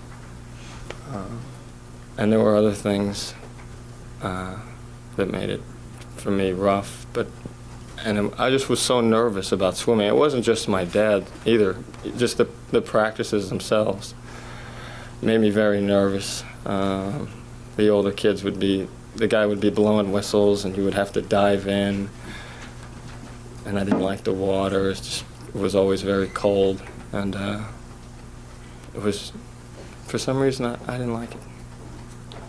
When your dad would hold you under and make you fight to get air, how would you feel when you finally got up to the surface? Just relieved to get air. Would you physically have any effects? I would be crying. This would be very rough, like I said. And What did your dad do when you'd come up crying? take a short break. We usually wait 30 seconds or so. We'd do it again. And how many times would you do these lung-expanding exercises? That way we wouldn't do it too many times. And we would try to do it a couple times a week. And then we would test a couple times a week if I could go farther, like swim a whole lap underwater and then come back, and how far I would get. And we would try to go farther. And what ages were you when these exercises were going on? I'm not sure, but by between 6 and till about 10, I would say, maybe a little bit longer. And do you have any other memories of swimming that are painful for you?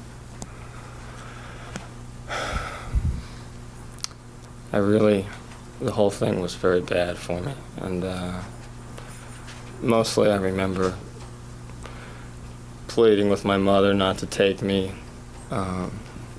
stalling so I would be late, incredible stomach aches, I think from nerves, where I would be nauseous and I would vomit. What would your mom say when you'd ask her to not make you go? She would just say, "Get ready, let's go," and she would always threaten me with telling my dad. But when it came to the swimming, I was pretty resistant. I didn't seem to care as much as I did normally. I was pretty crazed about the swimming. It made me so nauseous and nervous. The drilling, the intensity, the underwater stuff was very hard for me. I remember purposely swimming into the wall in practice so that I would be injured, so that the coach would say, "Okay, you can sit in the locker room and miss the afternoon sessions." And I would do all kinds of things anything to get out of it. Was there any particular reason that swimming was so important? You said your father had trained. Well, my grandmother, I had heard, was a champion swimmer. Even my dad's sisters, who were less into sports, were very good swimmers. And he was training to be an Olympic swimmer at the time that he had to leave Cuba. And he felt he could have gone all the way. And at least in the beginning, he felt that I could. And then that just clearly wasn't going to be. Now, as you heard Lyle testify to, he hated swimming. He sounded like he had a phobia of it, honestly, but he really liked playing soccer. However, something fun like an athletic activity for a kid would become a way for Jose Menendez to further control, scare, humiliate, and subjugate his sons. Did you like soccer? I really like soccer. Was your dad as involved in your soccer playing as he was in your swimming? Yes. And what kind of involvement did you have? Or did he have with your soccer? Just coming to the games, or was he more involved in that? No, my dad was there whenever I played soccer, which we usually reserved for when he was there, because it was technical for him. He had a certain way he wanted me to play, and didn't feel it was productive for me just to be kicking a ball around when he wasn't there. So soccer, I waited till he was around. Now, when you were playing soccer, I presume there was a coach? Not when I was 5, but eventually there was, like by the time I was 7, I would think. And once you were on an organized team with a coach, did your dad's involvement stop? No. Well, how would your dad behave when you were playing organized soccer? In practices, he would be very involved, and the coaches would allow that. Pretty much it would be like a private lesson with him, and then the team was playing also. You know, he would be yelling things from the sidelines. Sometimes he would come out and grab me and take me off the field and talk to me, put me back in, and the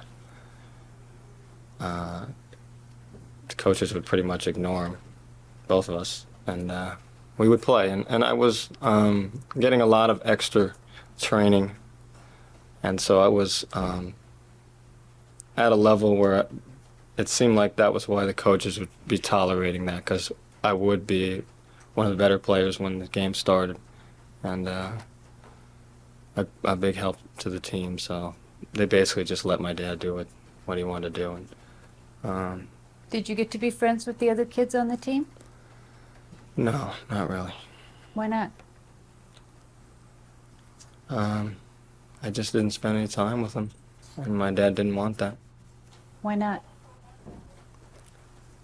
It's just part of his philosophy. If I started becoming friendly with these other players, I wouldn't be competitive. If the if your team lost, would they all get together and go to the pizza parlor afterwards, even though they lost?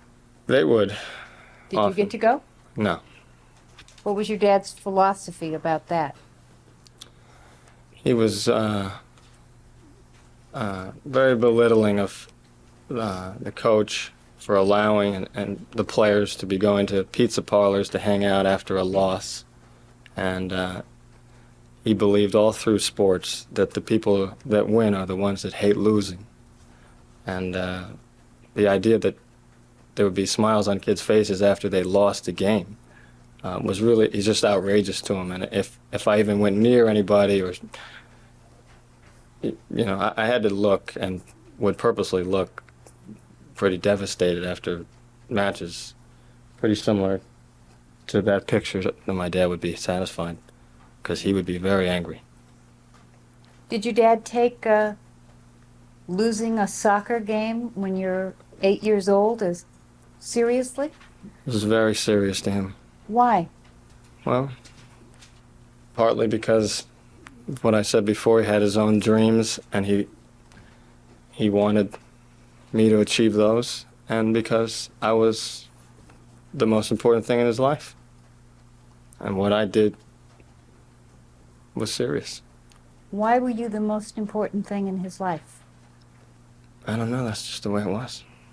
Did it have something to do with your place in the family, or was your brother as important to him as you were? No. My brother was unimportant. How could you He tell pretty that? much believed in, well, he did believe that the firstborn was the one that carried the line. I carried my dad and his dad and his dad and his dad's first name, Joseph or Jose. And that was really all he cared about. And to some degree, I felt that was similar feelings from my grandparents and everybody around, that the focus seemed to be on me. And that might be partly because my dad's focus was on me. But I'm not really sure why else. So you got a lot more attention than your brother, is that right? Well, I had his complete attention, and I don't think my brother, I didn't even think about my brother really didn't even exist for me until later in life. I don't think either of us thought about Eric too much. So he was just ignored. He was not completely ignored. Dad would interact with him and be harsh with him at times, play with him at times in ways that he didn't with me. Didn't seem to be very concerned with what was happening with Eric. He might, if he was in a bad mood, he might slap Eric or push Eric away. If he was in a good mood, he might hang out with Eric. But it was different. Like, I had to be doing something. I was achieving something or something of importance. And it was very different. So you had more attention. Would you say there were more expectations of you also? Definitely. Yeah, so I think it's interesting because we heard Eric mention earlier that he thought he was his mother's favorite. And now we have Lyle kind of making it seem like he was Jose's favorite and maybe everybody else. So it seemed like Eric really only had Kitty in his corner. And that could be because Kitty looked at Lyle as the first child who kind of made her become a mother and took away her opportunity to have the future she wanted. And then Eric came along and it was like, well, I already have one kid. It's not like Eric's doing any more damage than already having one kid. It's not preventing me from reaching my dreams any more than having one kid. So it's not as bad. There's not much as much resentment. But yeah, it's strange that Jose would focus only on his elder son as if his son Eric didn't also carry his blood and his name. You know, you'd think you'd want both of your sons or any of your children to be successful and happy and have the same, you know, advantages in life. But this happens once again in families where there's a narcissistic parent. They will triangulate the children against each other.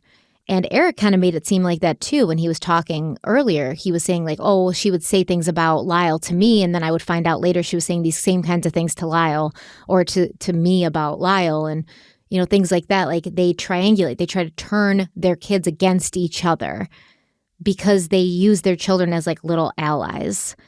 And it's obviously very problematic, very damaging. And what it tends to create is more narcissists, or it can cause substance abuse issues in kids as they grow older. It can cause borderline, things like that, because there's a fracture inside of you when you don't understand why one of your siblings is being treated well and you're not, or why one of your siblings is getting more attention, more advantages, more opportunities, but you're not. You start to feel worthless. So the sibling who was basically the golden child is what it's called in a narcissistic family dynamic.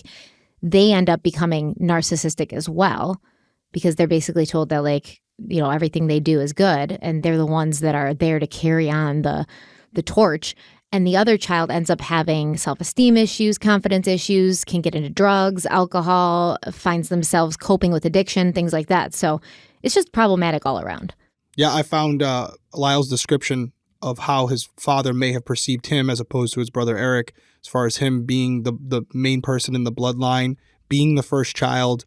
And that because not only did he carry the same last name, but also the same first name as not only Jose, but also his father, right? So Lyle's grandfather, there was an investment in him. He was a couple years older than Eric. He had been around for a while, and for a short period of time, he was the only child. And so they had already taken a vested interest in him and his future and what he was going to accomplish and how he was going to carry on the name of Jose Menendez. So when Eric comes along, he's just an after effect. He just happened. Maybe he wasn't even planned. Who knows? But he's there. And Jose clearly decided, hey, listen, I've already started with Jose Jr. or AKA Lyle. That's where my money's going to be.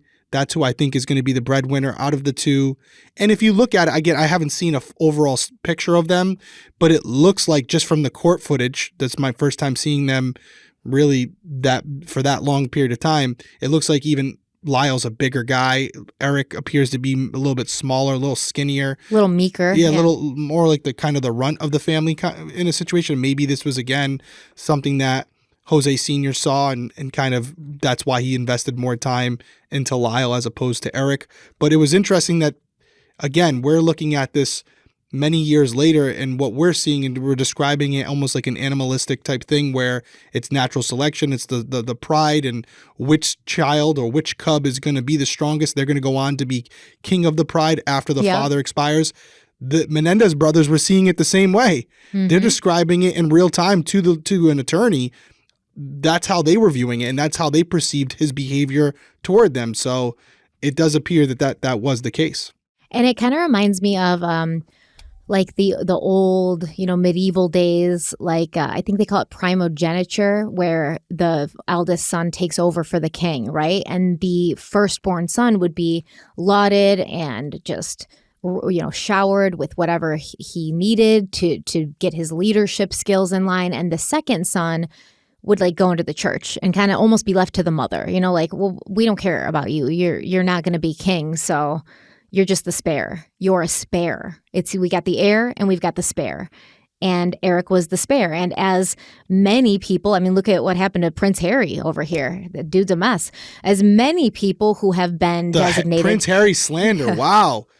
Just threw it out there and kept rolling. He's a mess, man. Did you read his book? I didn't, but I heard some passages of it and I was like, damn, he's got some daddy issues, So. Oh, no. And that's why Harry was always closer to his mother. It's this pattern of seeking the other parent because you're not getting what you need from your male parent as a son. And what I think we see here is it causes, a feeling of inadequacy that lasts for a long time. And if we want to go even further, Henry VIII was the same because Henry VIII wasn't the first son. His brother Arthur was, but then his brother Arthur died and then Henry VIII became the first son. And he was like, oh, this is way better than what I was dealing with before, right? The heir and the spare. And the spare is always going to get, like I said, tucked away like a spare tire. We'll bring you out if we need you, but we don't need you right now. So we don't even need to know you exist. And it's got to be hard for a kid. Can't imagine not to be difficult. Eventually, Jose decided that soccer was too blue-collar for his sons, and he directed them towards tennis, which he considered to be a more elite sport. As it turned out, both Lyle and Erik ended up having a natural talent for tennis, and even without coaching, they were innately very good. But once again, tennis was not a fun activity for them. It would become their lives and something they needed to excel at or risk the wrath of their father. Jose had specific sets of achievements he expected his sons to reach. He wanted them to become national tennis champions. They would attend Ivy League colleges. They would be successful just like him. And once again, if you look at Erik and Lyle goes to Princeton. Erik does not go to an Ivy League college. He ends up going to a state school, I believe, in LA. So we see again that, yes, you guys are going to go to Ivy League colleges, but it's fine if just Lyle does. Erik, you do what you got to do. And they were expected to reach these goals by any means necessary. So Jose hired private coaches. He had a tennis court installed in their backyard. He even started taking lessons himself so that he could be really good and he could coach the boys at home when the coaches weren't around any time of the day or night. When you would be practicing, would your father be there participating in your practices? In tennis? Yes. Not every time, but most of the time my dad was there. Anytime he could be there, he would be there. And when you were playing in tournaments, was your father there? Yes, or he would fly in, and a lot of times I remember I would start the first couple points, and then I'd see my dad show up in a business suit, having just arrived. Would you be glad to see him?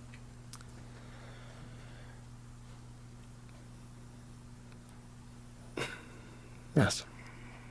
Did he make it more fun for you to be in tournaments? No. Why not? Well, whenever my dad was around, it was very heavy pressure, and I preferred to be just with the coach. But for some reason, when I was away from my dad, I had trouble playing. And so I remember this semifinals of one big championship tournament with a rival that I had beaten earlier in the spring in front of my dad easily. This was a big match, there were like 50 people watching, and I lost 6-0, 6-0. And my coach looked at me like, oh my God, how are we going to tell your dad? And he was like pale, and sometimes I just couldn't play if my dad was not there, or and I don't know, sometimes it was the nerves of just having to explain to him the match. What do you mean, explain to him the match? If your father wasn't there, would you have to tell him about the match? Every game, exactly how the match progressed. Now, when you say exactly how the match progressed, would you call your father at work or see him when he got home? How would you tell him?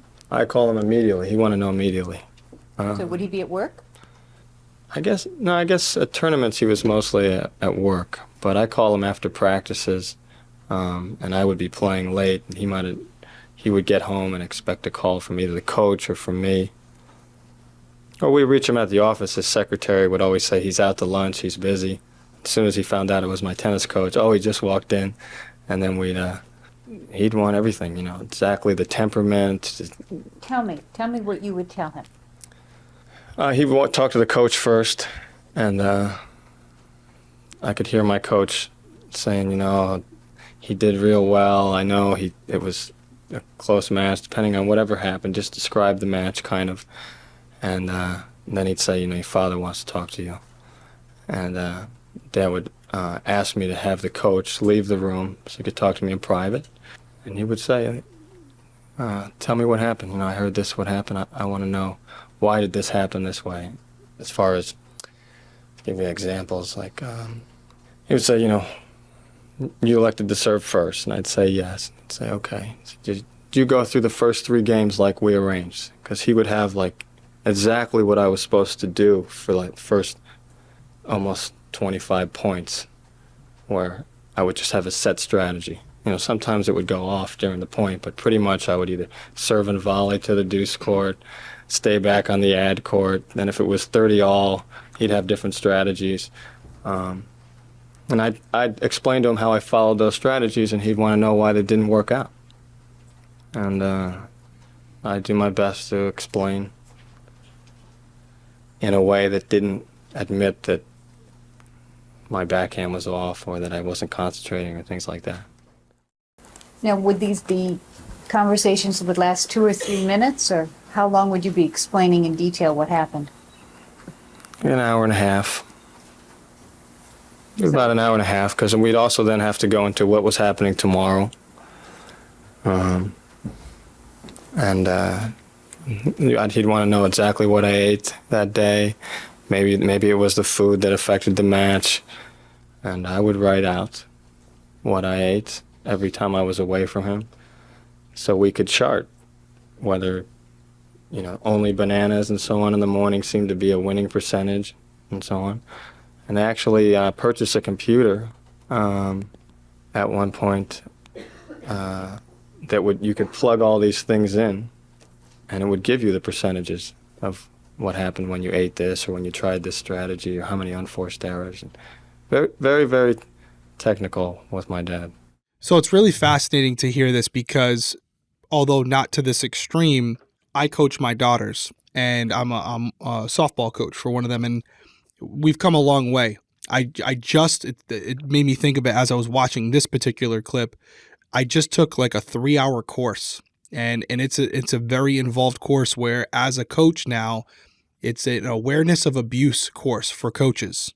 Oh, wow. And that's verbal and physical abuse, where you as coaches now have to go through this practice through USA baseball or softball and pass this course to be aware of these types of behaviors that you could see during your interactions with not only the players but also the parents.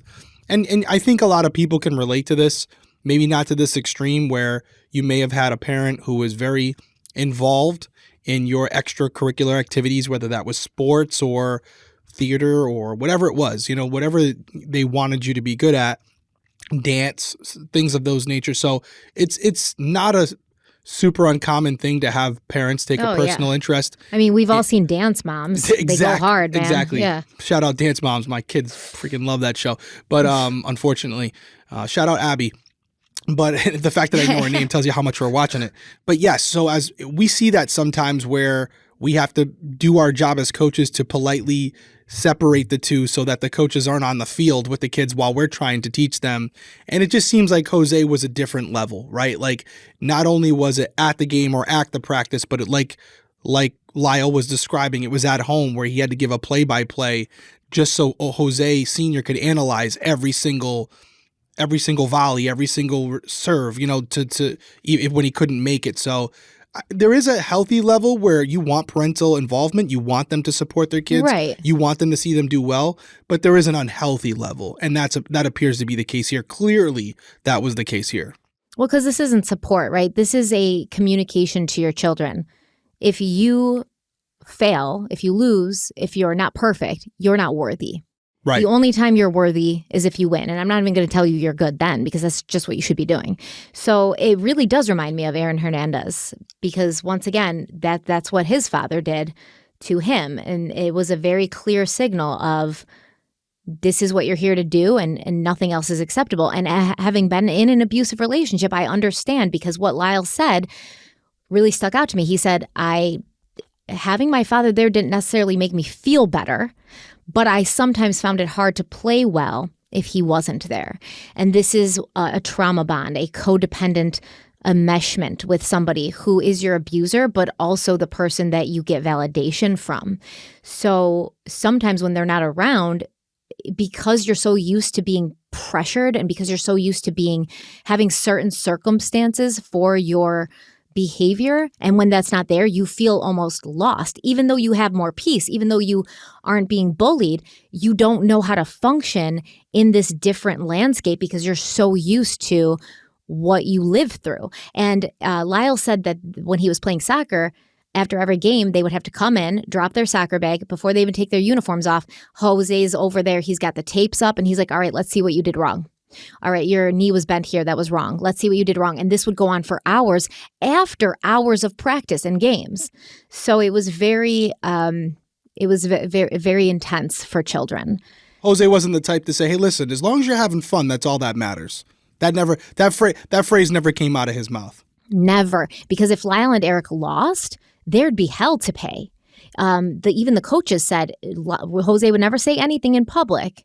You know, he would taunt his kids while they were running. Like once, I think it was Erik had twisted his ankle and he was having a hard time running, and Jose was on the sidelines and he was like, oh, the baby can't run. Oh, little baby, you hurt your ankle. And eventually I think Erik turned around and he was like, shut up.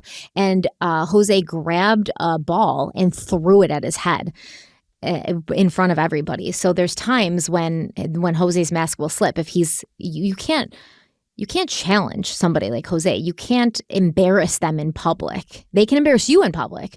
You cannot embarrass them in public. But overall, it just felt like if they lost, they were screwed. If they won, there was still no show of pride from Jose. Losing was unacceptable. Winning was just something you should naturally be doing. And why would you need praise for doing what you should already be doing?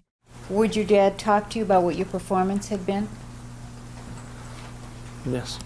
And was it supportive, like you did a great thing today, or I'm really proud of you, or what would be the tone of those conversations? No, he didn't believe in that. We worked on different aspects of the game, what I could have done. There was always things that I could have done much better. Depended if we won or lost. If we had won, if I'd scored a goal or so, and usually in these games I would score a goal or do something significant, probably, and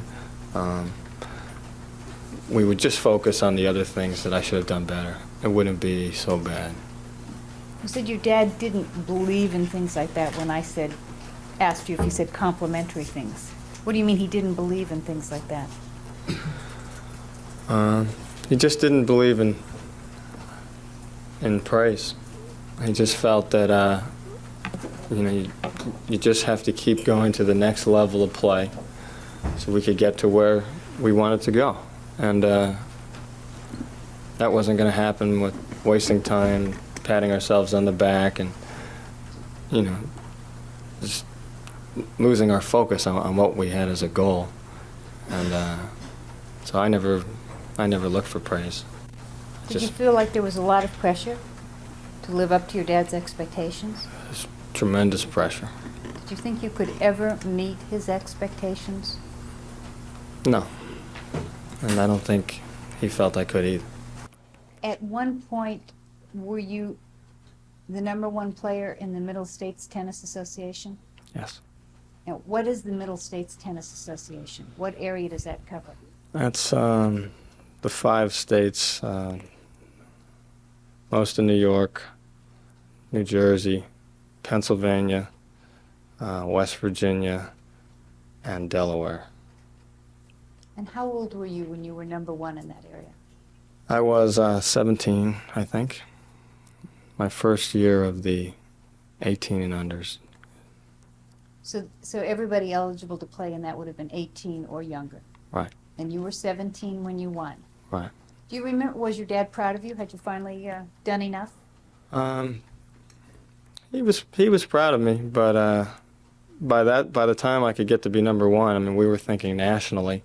And nationally, I was not where he wanted me to be. So we didn't really worry about, like, the 5 states thing. We concentrated on the nation, what the other players were doing. And I was having trouble nationally, and that was always on his mind. So this wasn't a great moment for you then? I mean, making #1 ranking in the Middle States Tennis Association was not that important. Did it seem to be important? I mean, did your dad seem to be real happy about this? Or? He really didn't say much about it. It just happened. The rankings came up. I noticed I was #1, but again, we were thinking nationally. It was like, so what? And yeah, that was an upsetting year because we had lost again Family of the Year tennis for New Jersey to a family called the Leshleys, and my dad was pissed. And my mother called in and to complain and the whole thing because my brother had a very good year that year also. But we lost that, so he was very upset. Basically was upset with my brother for not having been #1 also, which would have clinched it. And he was like 5 or something, 4 or 5. So your brother was #4 or 5. If he'd been #1, it would have clinched it, meaning you would have gotten the Tennis Family of the Year? Right. My big takeaway from that clip is I think most people probably took away from it, and it's that everything he's referring to as far as his sport goals, his ambitions, he's describing it as we. It's never I. It's always we weren't focused on that. We wanted to get here. This is where we wanted to be. We were focused on nationals. That right there is a red flag. That's a sign. Because it seems to me that maybe Lyle wasn't even that enthused about playing tennis. Like, yeah, I think he enjoyed it. Like, he liked the competition, whatever. But Jose took away the fun of it for him. So for him, it was more so just trying to please his father and gain his love. But everything they did together was Jose Sr. living vicariously through Lyle, trying to make Lyle the best player possible so that his successes were Jose's successes as well. Because let's be honest, he was a good athlete, Jose Sr., tried to be an Olympian, but the key word there is tried. He wasn't. He wasn't as successful as his mother, who was a 5-time gold medal winner. I think indirectly, and I see this a lot, y'all have a parent who was a good athlete but not great, and therefore is trying to accomplish what he couldn't or she couldn't through their children. And that would probably be a tough pill for Jose to hear and swallow, but that's how I'm viewing it, where because of Jose Sr.'s shortcomings, he was trying to offset those shortcomings through his son Lyle by making him the player that he never was. Yeah, and it's almost, well, it is. It's like parents push their beliefs and their goals on their kids, and then it becomes this unit thing. Like, this is what you're doing for the family. I don't care what you want to do. What you as an independent person, as a singular person wants to do, it's a we. There's no I in team kind of thing, and so the kids, their identities get lost because they've never had to think about what they wanted because they were told what they wanted. They were told what they were going to do. And that's why he speaks like that. And I agree with you, and great picking up on that. It's very telling and does suggest that there was a lot of abuse and control happening.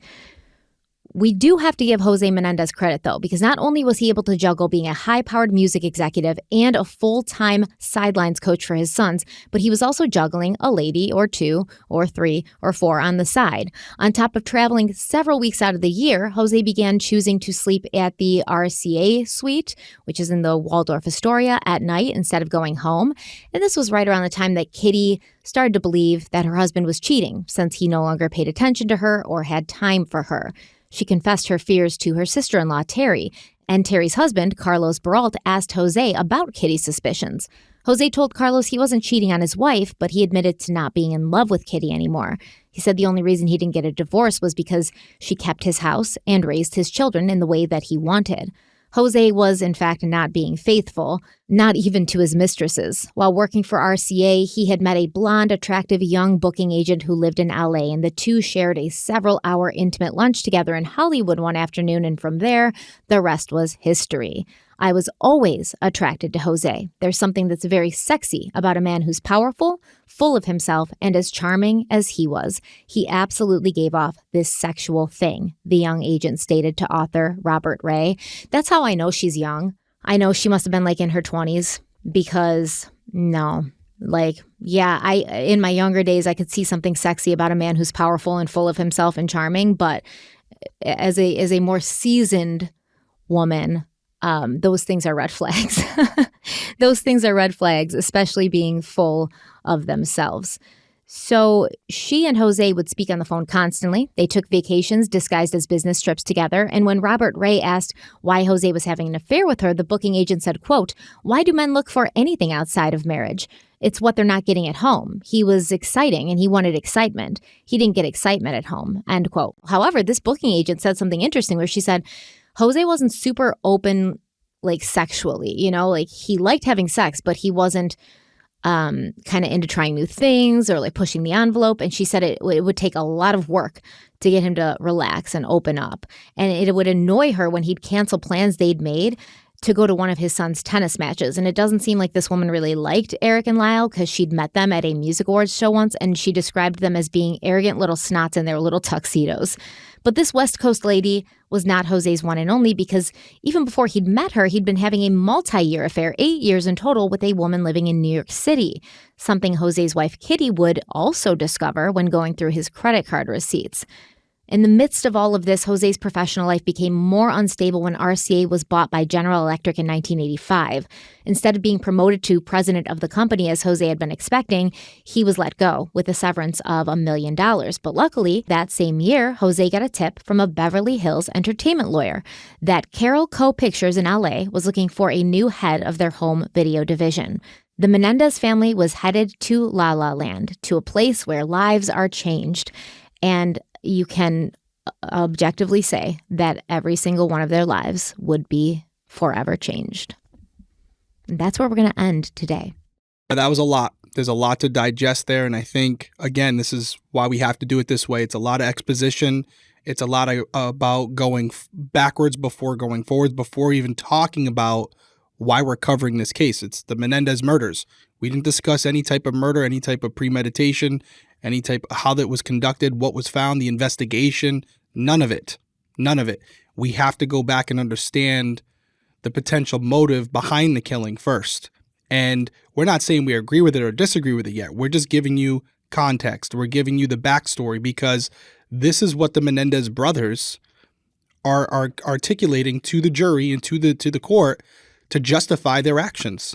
They're trying to create a level of sympathy for their lives leading up to this event so that they can say, listen, yeah, we're not saying we didn't do it, but this is why. And once you hear everything, you may not feel like we're guilty of anything either. So again, we'll reserve judgment. We have a lot to go. This is going to be a multiple parter, and weigh down with your comments, questions below, and let us know what you think. There's a lot to go over there. And I'm hoping, I know for me, it's all new, hoping for those out there who have looked into this case, there's a lot of new stuff in there for you as well. So now we have a little bit of the foundation. I'm sure we'll have more foundation next week as well, and then we'll maybe start the transition. But this is going to be a long one. So strap in, get your notebook ready, your pen ready, and write all your notes down because this one is going to be going on for a while. I would go out on a limb and say this first episode is going to be coming out next week, which is going to be actually this week. It's going to be the end of it. So it's going to be around April 18th, 19th, something around there.